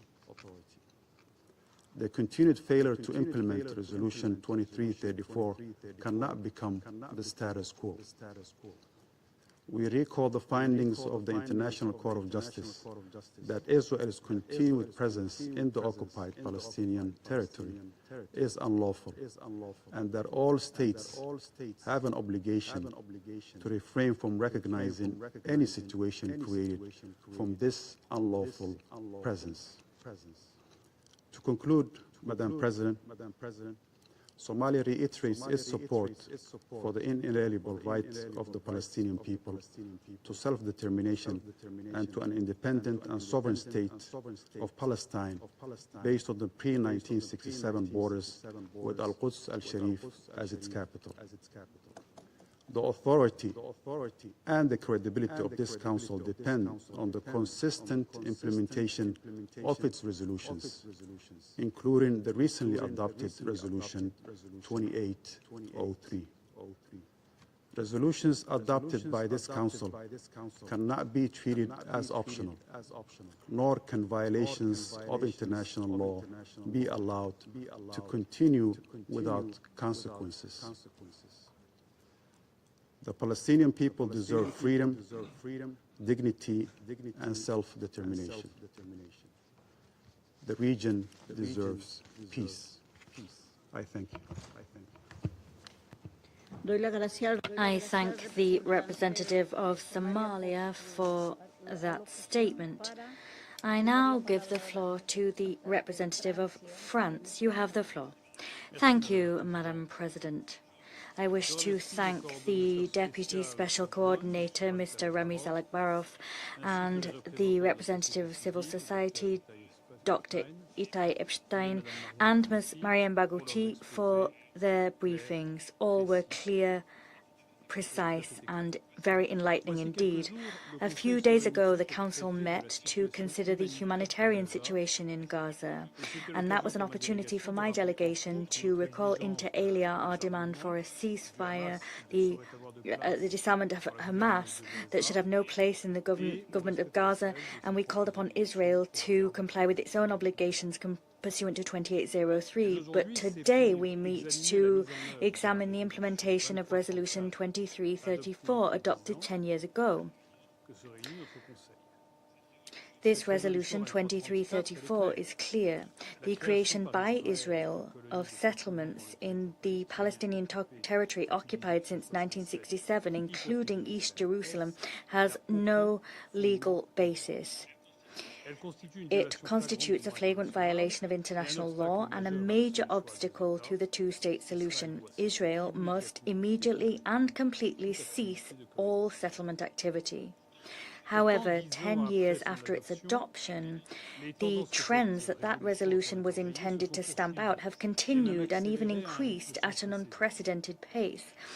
Israel's agenda is one of de facto annexation of occupied Palestinian territory and the forcible displacement of the people there. We staunchly oppose those actions. Madam President, 4 trends are of concern. The first, the acceleration of settlement activity and the advancement of Project E1. Its implementation would cut the West Bank in two and would deal an irremediable blow to the territorial contiguity of the Palestinian state and its integrity. Businesses must be aware of the legal, economic and reputational risks posed by participating in the construction of those projects, including the risk of being found in breach of international law. Second, the intensification of settler violence in a climate of impunity.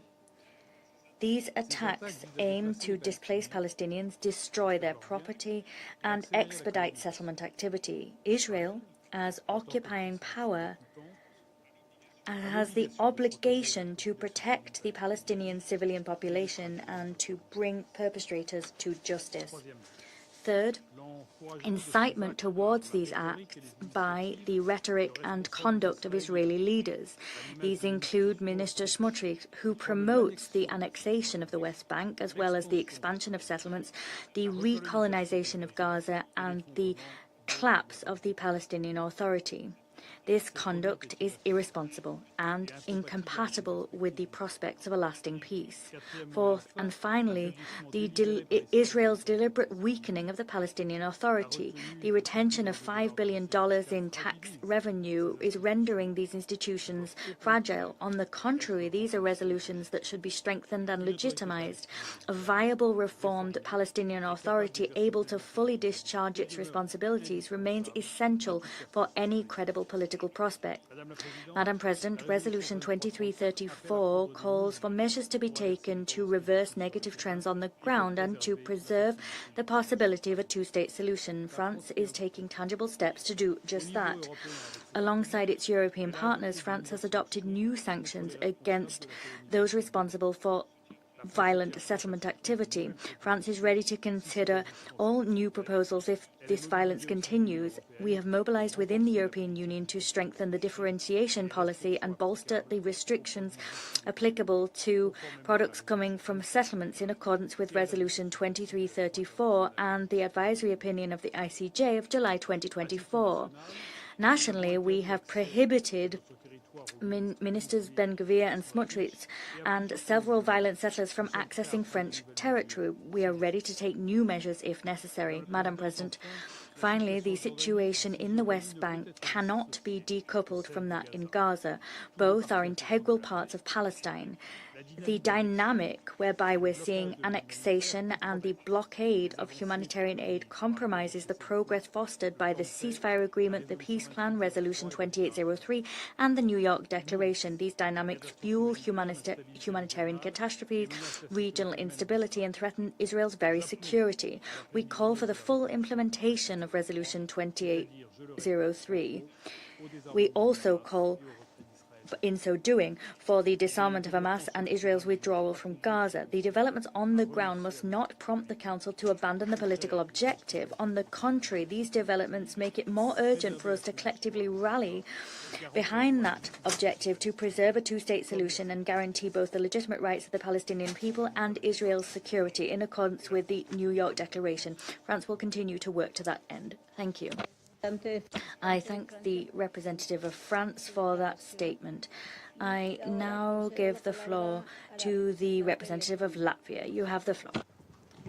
Thank you, Madam President. I thank Deputy Special Coordinator Ramiz Alakbarov for his briefing and the CSO representatives at Epstein and Mariam Barghoutis for their informative contributions. The Secretary-General's quarterly report on the implementation of Security Council Resolution 2334 vividly depicts a bleak picture. The human rights, humanitarian and security situation in the West Bank, including East Jerusalem, continues to severely deteriorate. Israel's accelerating settlement expansion, including in the E1 area, coupled with entrenchment of its civil authority, administrative control, deliberately fragments the West Bank and undermines the viability of the two-state solution.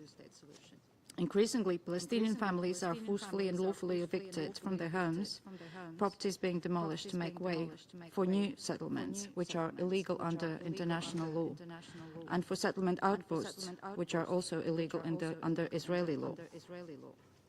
The annexation narrative, as well as the glorification of violence expressed by some leaders and government officials, are unacceptable. They additionally create breeding ground for extremism and greater polarization. At today's briefing, we heard once again the devastating toll of Palestinian civilians.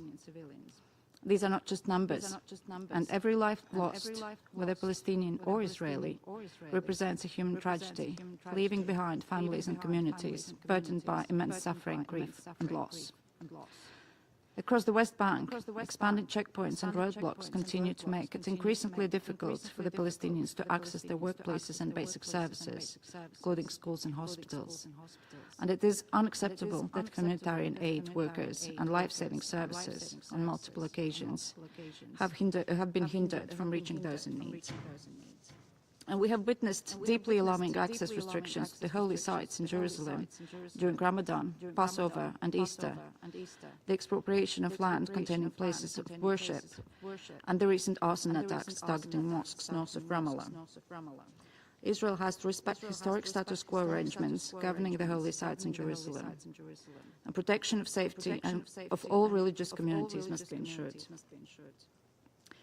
We strongly condemn violent settlers' attacks and forcible displacement and annexation in the West Bank, including East Jerusalem, and we call on Israel to ensure accountability for the committed assaults and killings, stop the settlement policy, fully respect all of its legal obligations and prior commitments, and abide by international law and Security Council resolutions, including Resolution 2334.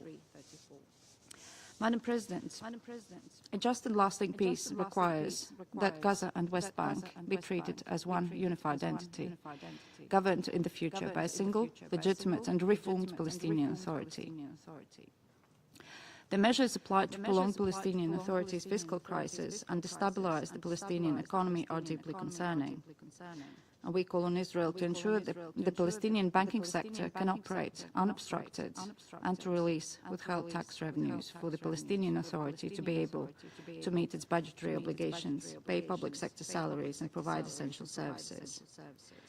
At the same time, the Palestinian Authority must take responsibility for fulfilling its commitments it has undertaken and continue comprehensive institutional and societal reform agenda, addressing radicalization while ensuring safe and dignified living conditions for Palestinians.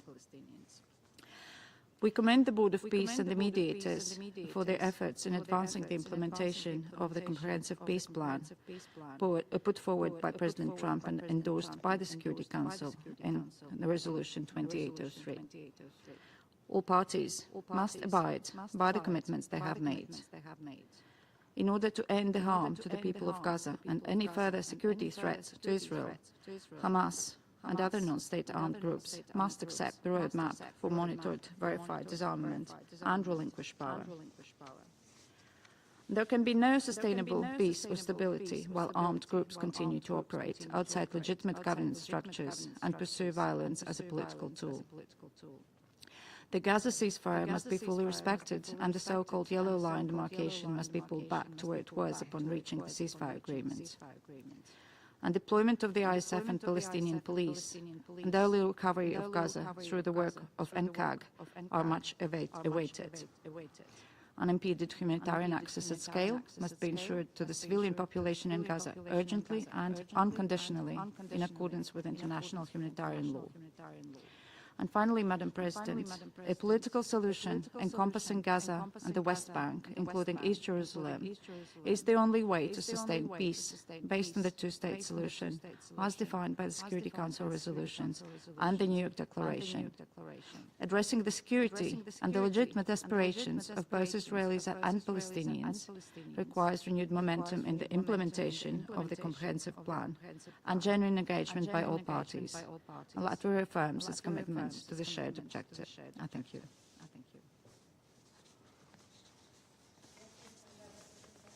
I thank the representative of Latvia for that statement. I now wish to give the floor to the Russian Federation. You have the floor.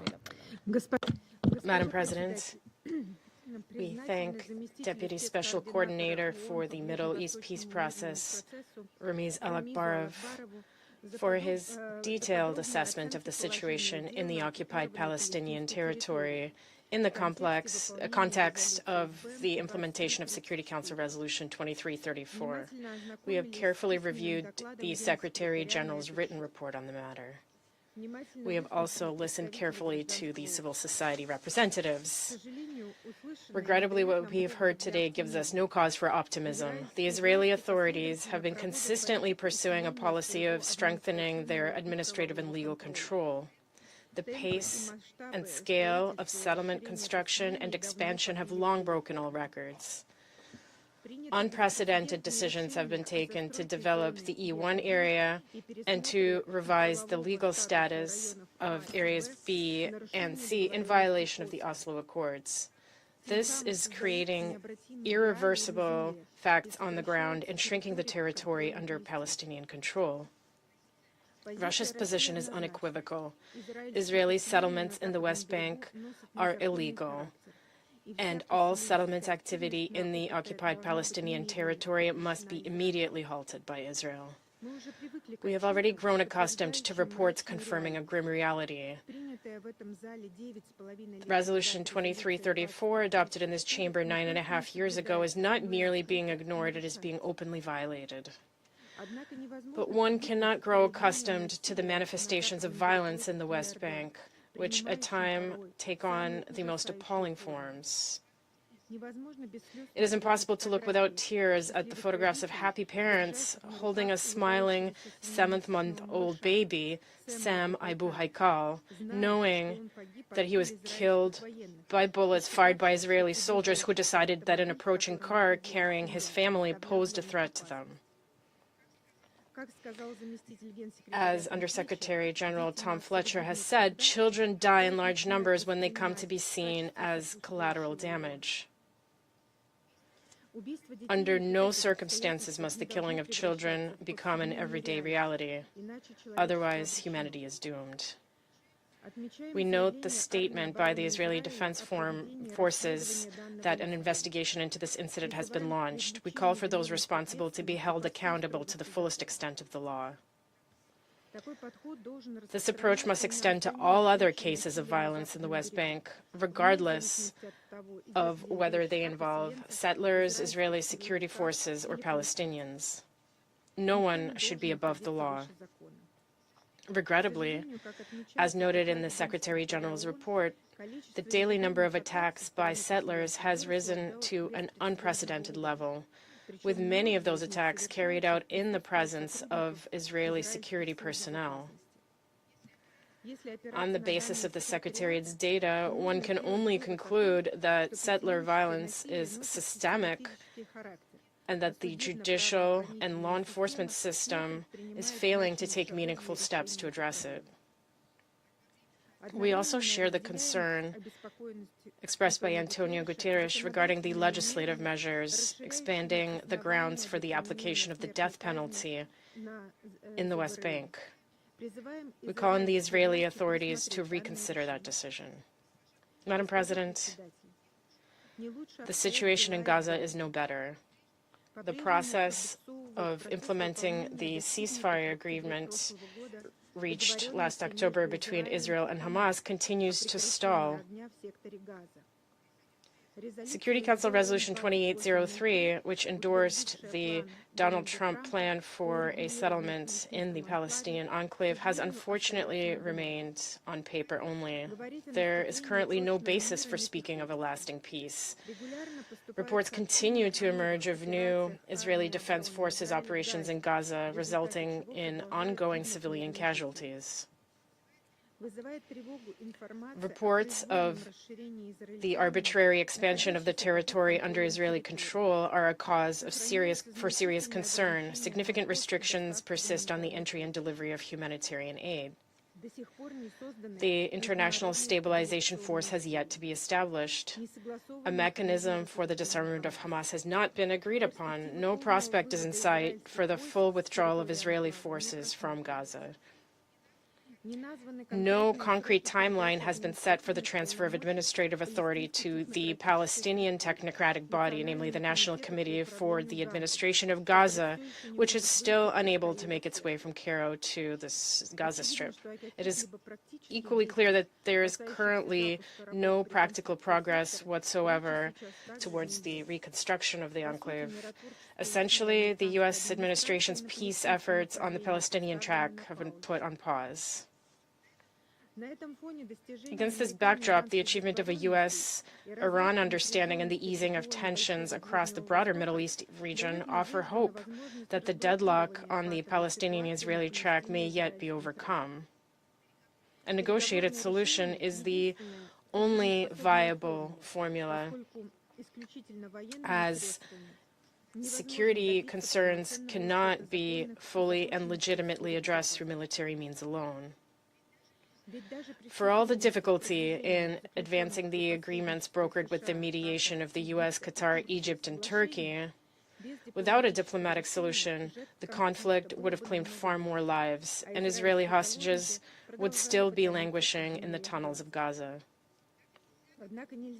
That said, one cannot simply settle for what has been achieved to date. Energetic efforts must continue to bring the parties closer together, building on the universally recognized international legal framework. We remain convinced that achieving a two-state solution to the Palestinian question is still possible.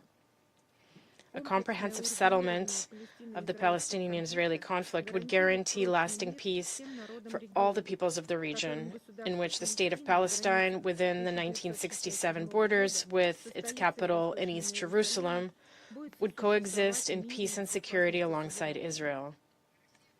Russia stands ready to fully contribute to international efforts aimed at achieving such an outcome. I thank you for your attention.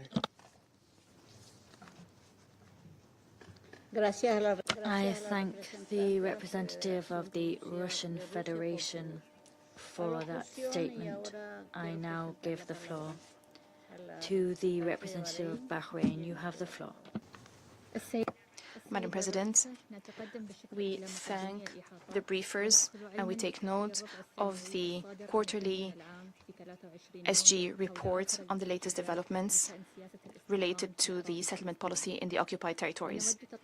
We would like to address the following 3 points. First, latest developments in the West Bank, including East Jerusalem, reflect an unprecedented escalation of settlement activities that are not legal and constitute a violation of international law and relevant Security Council resolution, most notably Resolution 2334, which confirmed that the establishment of settlements in the occupied Palestinian territory, occupied since 1967, including East Jerusalem, is inconsistent with international law. These practices are flagrant violations of the rights of the Palestinian people and the main obstacle to achieving the two-state solution and to achieving comprehensive, just and lasting peace. Against this background, the Kingdom of Bahrain reiterates its call to stick to the track of peace.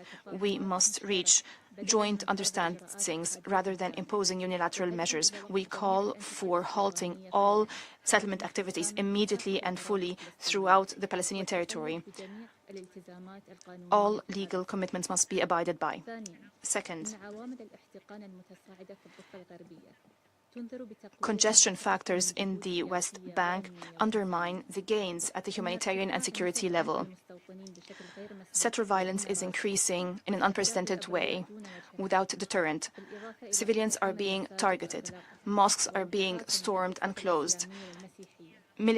Muslim and Christian holy sites are being attacked. These factors increase the seriousness of the situation and lead to more escalation and reverse any gains that have been achieved. The Kingdom of Bahrain calls for abiding by the peace narrative that unites peoples. We have to avoid anything that creates an environment of tension and reverses the gains. As we celebrate the International Day to combat hate speech, we recall the Bahraini Declaration on Freedom of Religion. This declaration renounces anything that calls for hatred. Third and finally, what is transpiring in the West Bank prompts us to talk about developments in Gaza. We recall in this context the holding of the emergency session in the Security Council on the 18th of June. We've heard during that session that we are concerned over lack of humanitarian access in Gaza.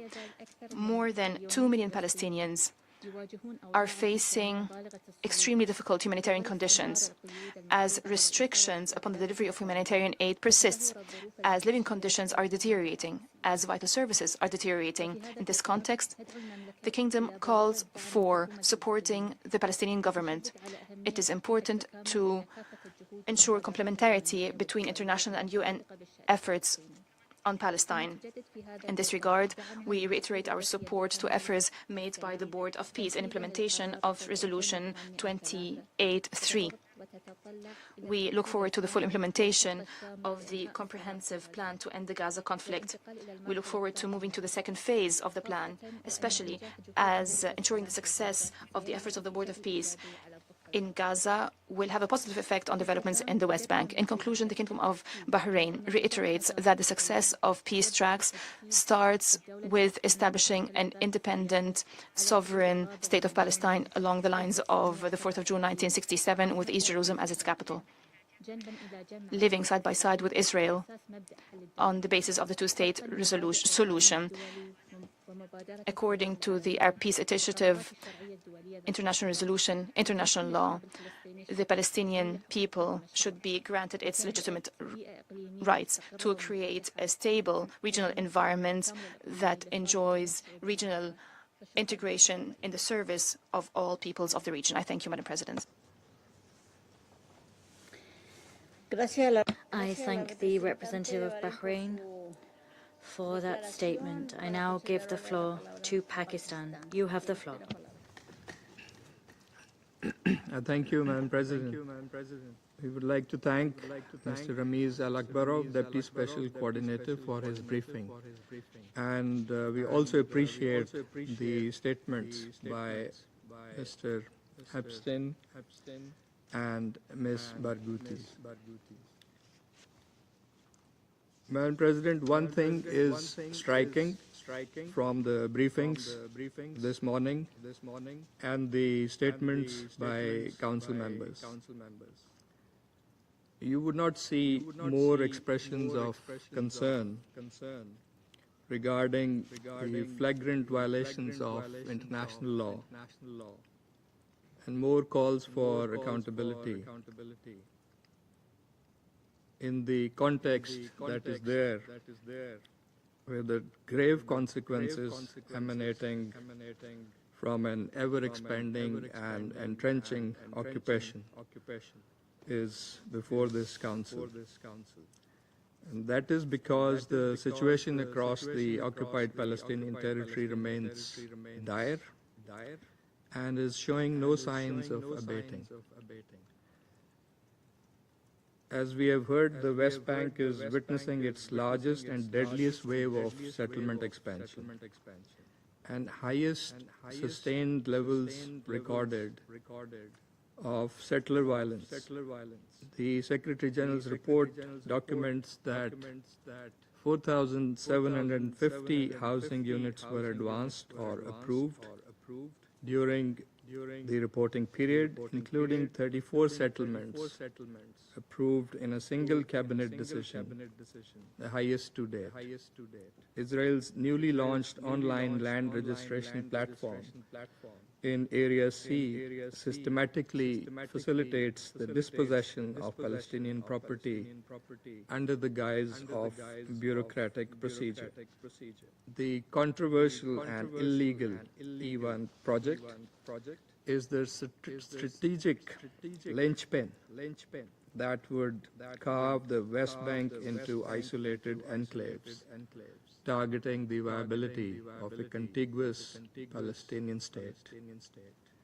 Alongside this, legitimate institutions of governance are being choked and suffocated by withholding the revenues of the Palestinian Authority by Israel.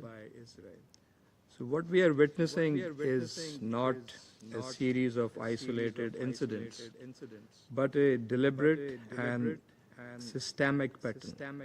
This is an ecosystem of occupation in which settlement expansion, annexation, demolitions, forced evictions, displacement, and revenue withholding are mutually reinforcing, enabled by both brute military force and a legal juggernaut designed to legitimize the illegitimate. This is not chaos. It is a calculated framework to entrench illegal Israeli occupation. In this context, on June 18th, the foreign ministers of the Group of 8 Arab Islamic countries, of Pakistan is a part, condemned in the strongest terms the continued and escalating settler violence against Palestinians in the occupied West Bank, including recent attacks on various mosques. The ministers affirmed their total rejection of these deplorable attacks, as well as the continued illegal Israeli measures in the occupied Palestinian territory. Madam President, in Gaza, while the Board of Peace has overseen improvements in humanitarian conditions, the situation remains dire. Widespread hunger, severe shortages of clean water and medical care, inadequate sanitation, and the unchecked spread of disease have left more than 90% of the population living in catastrophic conditions. Despite the ceasefire, close to 1,000 Palestinians, including women and children, have been killed. The recent report of the Independent Commission of Inquiry is a scathing indictment of the deliberate targeting and killing of Palestinian children by the Israeli occupation forces. There must be accountability for this. President, all these grave developments need to be seen in the context of continuing statements by Israel rejecting the idea of a Palestinian state and hence the two-state solution. It is absolutely clear as to where lies the problem. In our view, piecemeal approach will not work. It is time for this Council to undertake a holistic assessment of the situation across all of the occupied Palestinian territory and firmly tackle the obstacles to peace. In this regard, the Council must first compel Israel to immediately and completely cease all settlement activities, which constitute a flagrant violation of international law. Second, all attempts at annexation of land, demolitions, forced evictions, and displacements of Palestinians must be halted and reversed. The Palestinian population must be protected from settler violence, and all perpetrators must be fully held to account. The Council must reiterate its firm rejection of forced displacement. Third, the Council must bring pressure to bear on Israel, the occupying power, to release without further delay the revenues of the Palestinian Authority to address the mounting fiscal crisis. And fourth, the comprehensive plan to end the Gaza conflict and Resolution 2803 must be fully implemented. The General Assembly's endorsement of the New York Declaration last year charted a pathway toward Palestinian statehood. And in parallel, efforts led by the United States, supported by the Arab and Islamic countries, have advanced the comprehensive peace plan. These initiatives, including the Board of Peace under Resolution 2803, must translate into action. A permanent ceasefire across the OPT, surge in humanitarian aid, rebuilding of Gaza, and a definitive end to all illegal settlement activities. Our ultimate goal is the end of occupation, the establishment of an independent, sovereign, and contiguous state of Palestine on pre-1967 borders, with Al-Quds, Al-Sharif as its capital, remains the only guarantee for lasting peace in the region. I thank you. I thank the representative of Pakistan for that statement. I shall now make a statement in my capacity as the representative of Colombia.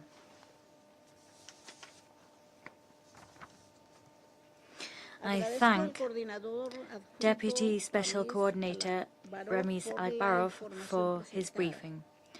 I also wish to thank Dr. Ite Epstein and the journalist Mariam Barghouti for sharing with this Council their invaluable briefings.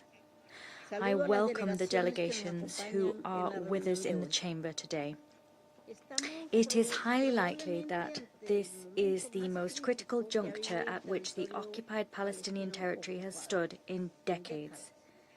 The speed, extent, scope, and nature of the measures adopted by the government of Israel leave ever-shrinking margins for ambiguity. They are measures which seek to consolidate both the de facto and de jure annexation. They permanently and irreversibly alter the demographic and territorial nature of both Gaza and the West Bank, including East Jerusalem. What we're looking at is not a collection of isolated incidents, rather an architecture of occupation designed to break up the Palestinian territory, as well as to render inviable territorial contiguity and to erase the very possibility of a sovereign, contiguous and viable Palestinian state. Resolution 2334 is not only not being implemented, rather it is being flagrantly defied. It is patently clear that any excuse is fodder for the Israeli regime. The time-old, overly reductive premise of its security, the supposed preservation of the environment and archaeological sites, bureaucratic and administrative pretexts. There is no need to speculate about the intention behind the policies adopted, because the representatives of the Israeli government themselves openly state their desire to continue expanding their campaign of occupation, genocide, and ethnic cleansing.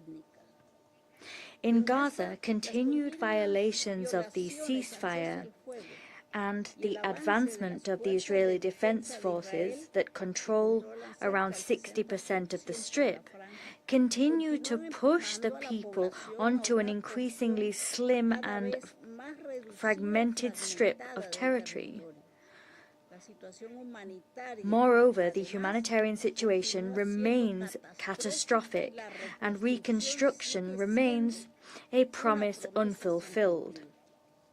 For its part, the West Bank is now beleaguered by its worst displacement crisis since 1967. Authorities and settlers are attacking places of worship of Muslim and Christian communities. Moreover, the decision to build a military museum in the UNRWA compound that was seized illegally. That is a challenging, defiant and symbolic measure. It is a direct attack on the mandate of the United Nations, on refugee law and on the very memory of the Nakba. We're seeing the destruction of the Palestinian economy, a rising tide of settler violence, daily evictions and the seizure and destruction of property and dwellings of Palestinians. And all of these phenomena are imposing conditions which international law recognizes as constituting genocide. Heartrending accounts from communities and entire neighborhoods in East Jerusalem that are being displaced from their homes where they have lived for generations demonstrate that we stand before an apartheid system. The sustained advancement of the very measures that this Council has rejected, measures that the International Court of Justice has declared incompatible with international law, and measures that the international community has repeatedly condemned, has been possible thanks to the impunity in which Israel has been cloaked. The lack of accountability and silence of this Council in the face of the dire situation in the occupied Palestinian territory undermine, in an increasingly alarming way, the credibility of this organ, as well as the effectiveness of international law and the trust in the very multilateral system itself. Colombia continues to harbor the hope that this Council will, before it is too late, find the legal, political and moral clarity necessary to act in accordance with the principles that it claims to defend. We continue to hope that the Council will muster the ability to send out an unequivocal message to those that expect protection, justice and dignity from the United Nations. That message is that international law is not selectively applied, that the protection of human life is not something done on a hierarchical basis, and that for this Council, some lives are not worth more than others. I thank you for your attention. I once again resume the functions of the President of the Security Council. I now give the floor to the Permanent Observer of the Observer State of Palestine. You have the floor. Madam President, allow me at the outset to thank the three briefers, Mr. Al-Akbarov, Mr. Epstein, and Ms. Barghouti for their briefing, and to thank you for convening this meeting, and to thank all of my colleagues, the members of the Security Council, who spoke very clearly and loudly, demanding the implementation of a resolution that you've adopted in the year 2016, Resolution 2334. It is one of your resolutions.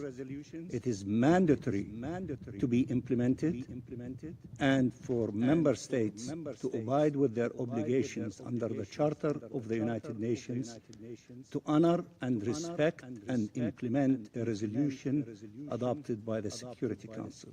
And that is also applicable to all resolutions adopted by the Security Council.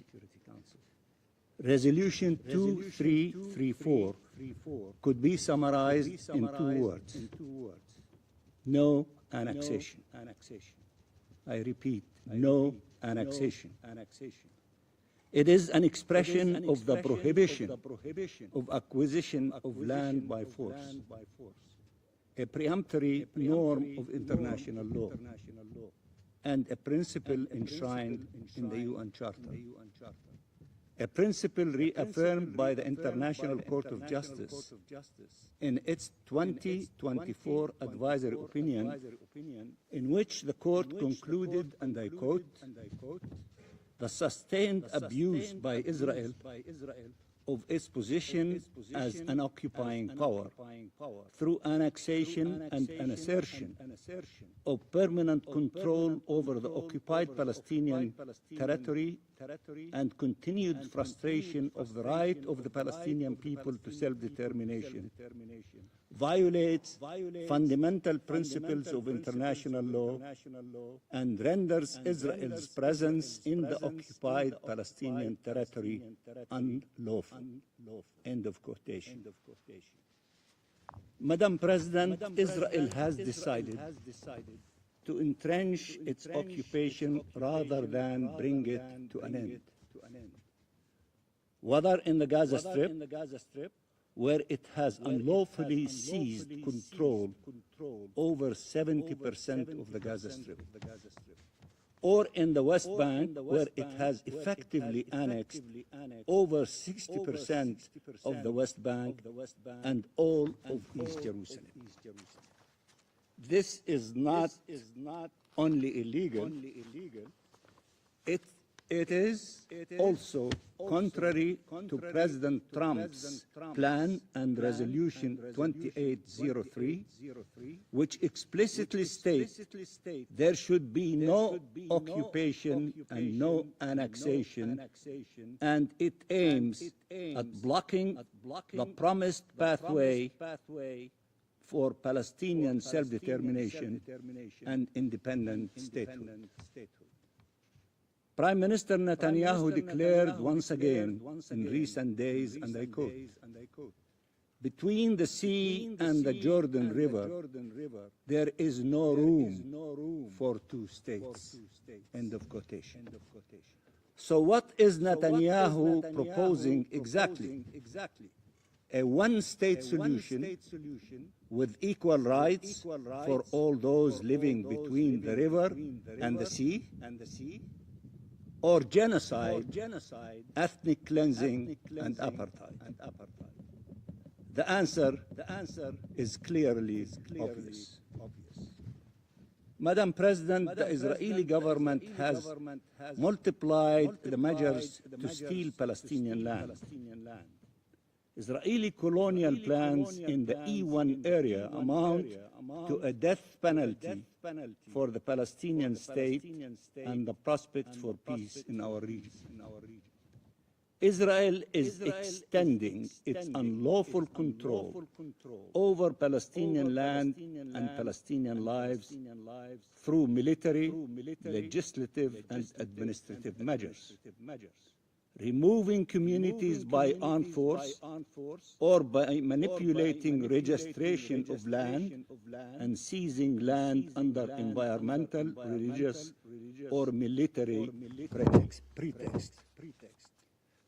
The so-called sovereignty road, known worldwide as the Apartheid Road, and now rebranded by the Israeli government as the Fabric of Life Road, is designed to normalize colonization and annexation, and the confinement of Palestinians into more and more narrow areas, surrounded by settlers and occupation forces. Israel is deliberately fragmenting Palestinian land and isolating communities, including through the deployment of 1,000 Israeli checkpoints and roadblocks, while ensuring free movement for Israeli settlers in Palestinian land. Israel is dismantling the historic status quo through repeated assaults against the sanctity of the holy site and by asserting control over them.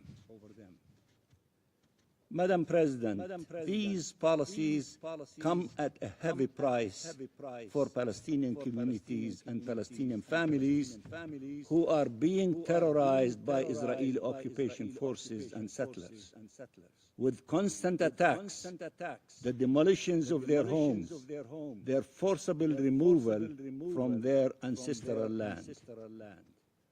From Batn al-Hawa to Khan al-Ahmar, from Al Khalil, Hebron, to Nablus, in the extensively destroyed refugee camp of Tulkarem, Nur Shams, and Jenin, Palestinian communities are targeted everywhere and safe nowhere. Palestinian civilians are denied their most fundamental and their most basic rights and are deprived of the protection they so desperately need. Madam President, it should be clear that all those taking part in this illegal occupation and unlawful annexation are liable, whether the Israeli government and its officials, or foreign governments, financial institutions, businesses, entities, or individuals, and they should be held accountable. The ICJ has clearly identified not only Israel's obligations, but as importantly, the obligations of third states and other parties under international law, including the obligations of non-recognition, non-assistance, distinction, respecting and ensuring respect for international law, promoting the right of the Palestinian people to self-determination, and ensuring that any implementing result from Israel's illegal occupation to the exercise of this right is brought to an end. In this regard, we warn countries, businesses, entities, financial institutions, and individuals that undertake any action that amounts to recognition or assistance to Israel's illegal occupation and annexation of Palestinian land, including East Jerusalem, and call on all states to uphold their obligations.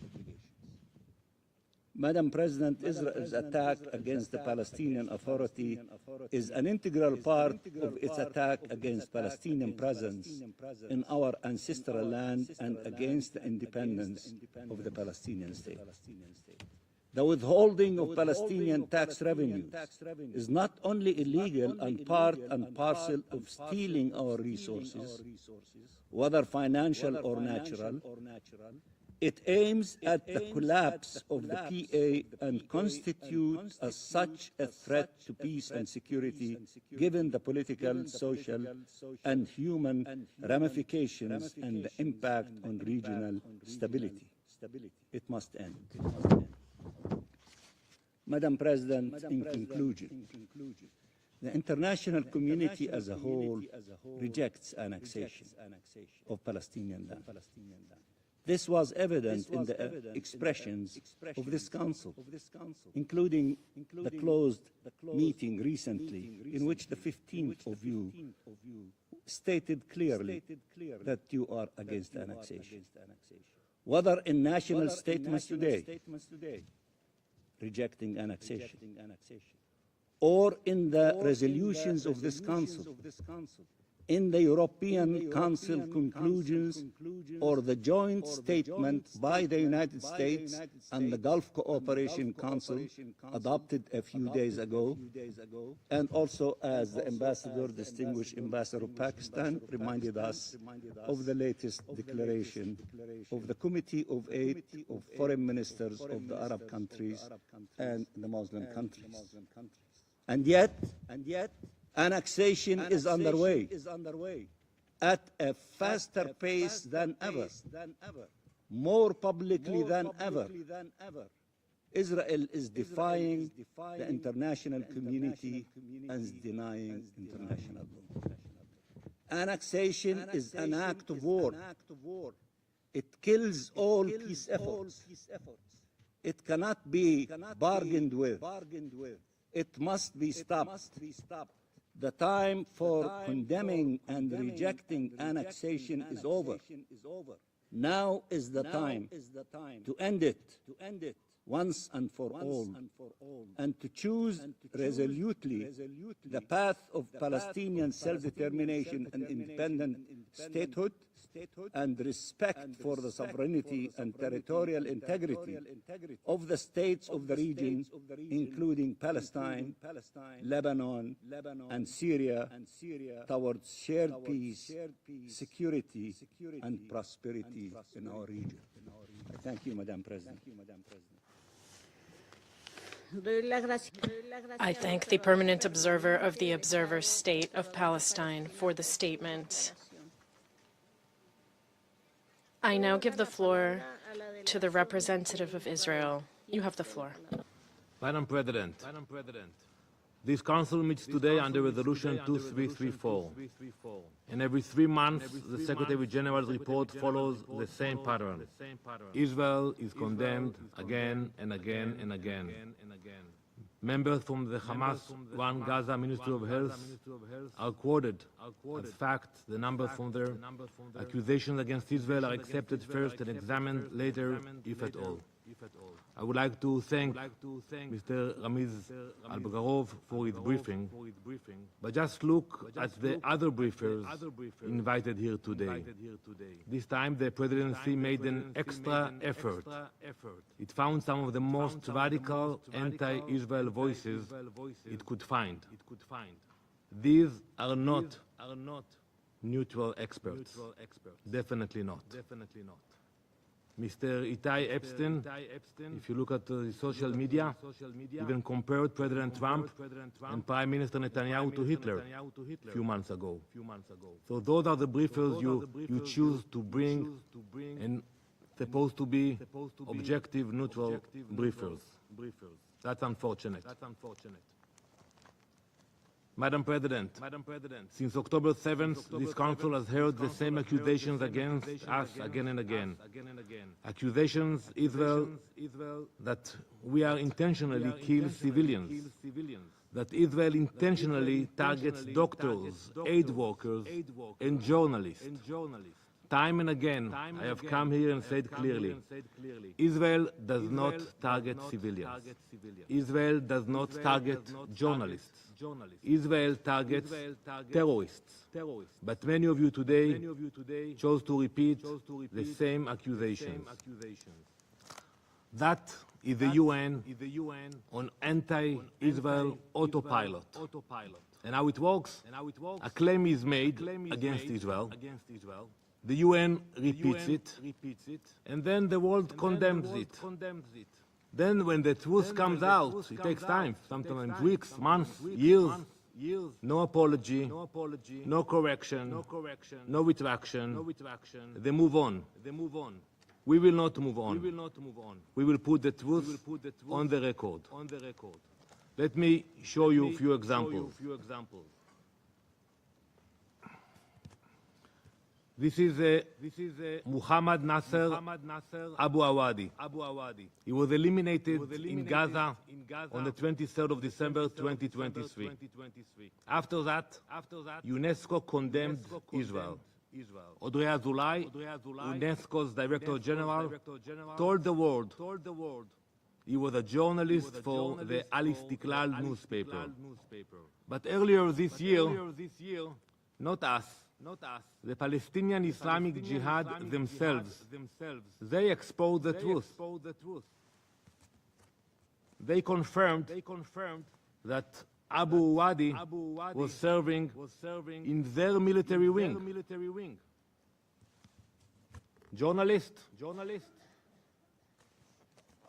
or terrorist?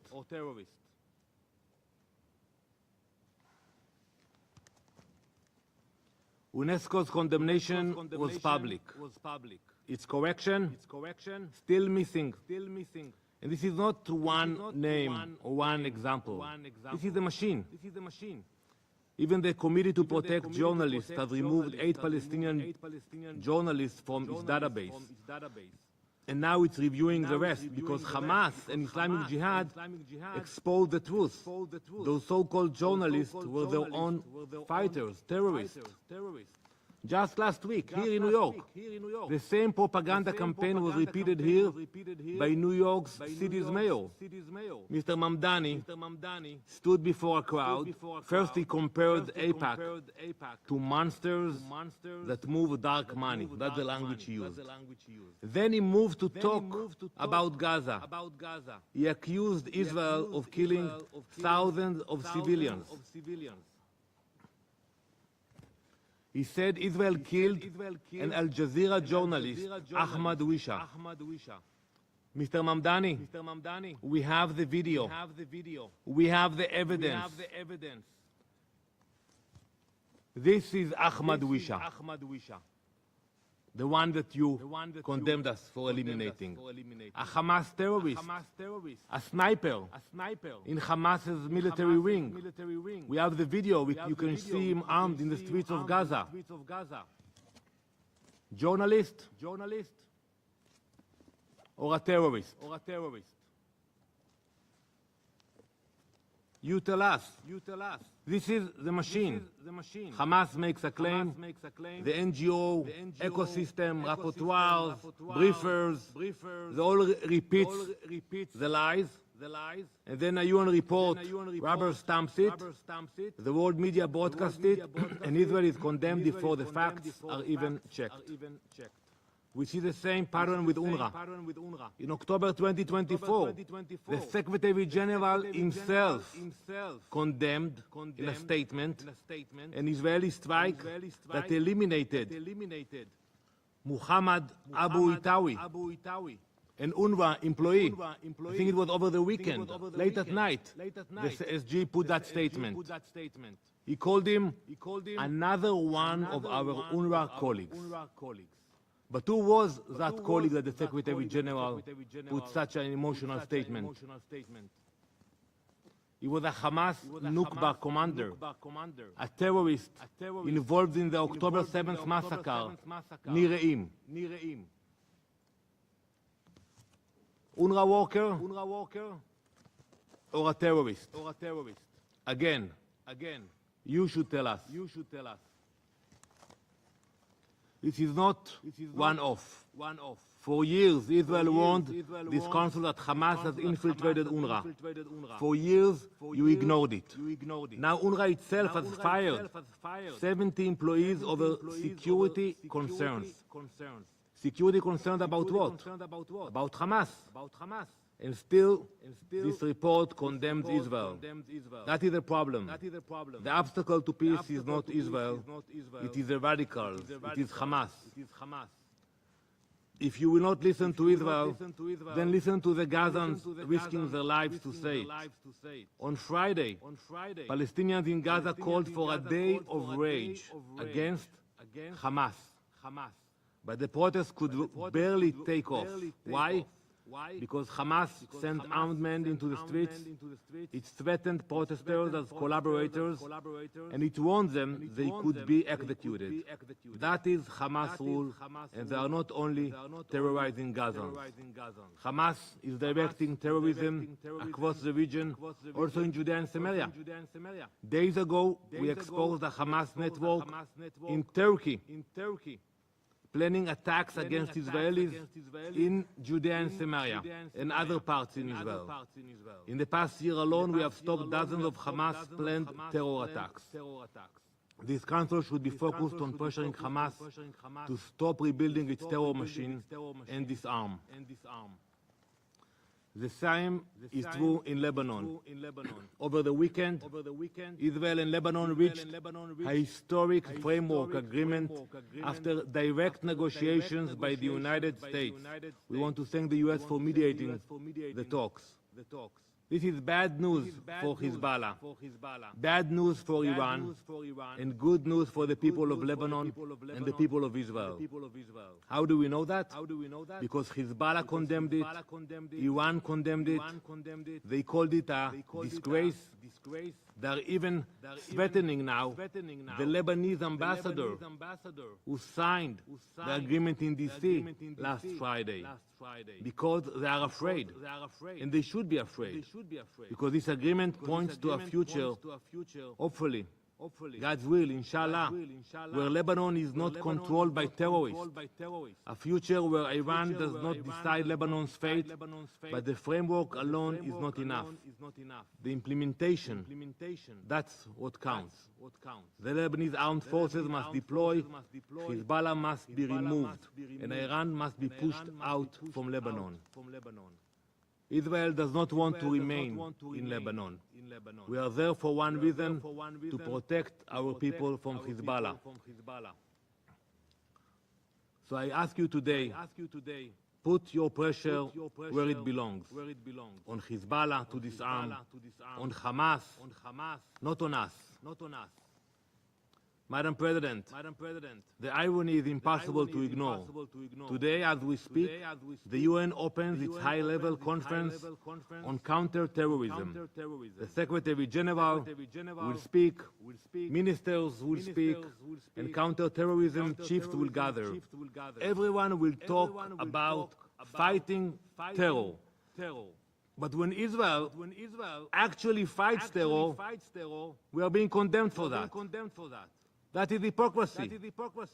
We have lived the consequences of terror. Today, in that conference, Rachel Goldberg-Polin will address the conference. She will speak as a mother whose son Hirsch was taken hostage by Hamas and murdered in a terror tunnel in Gaza. This council should listen to Rachel Goldberg-Polin. Should listen to the victims of terror. Listen to the country fighting terror day and night. Madam President, before I conclude, I was here in this room 10 years ago. I was actually sitting on the same chair 10 years ago when that resolution passed. I warned my colleagues that the resolution would not bring peace. I said it would be a victory for terror. I wish I had been wrong, but I was not. It became exactly what we want.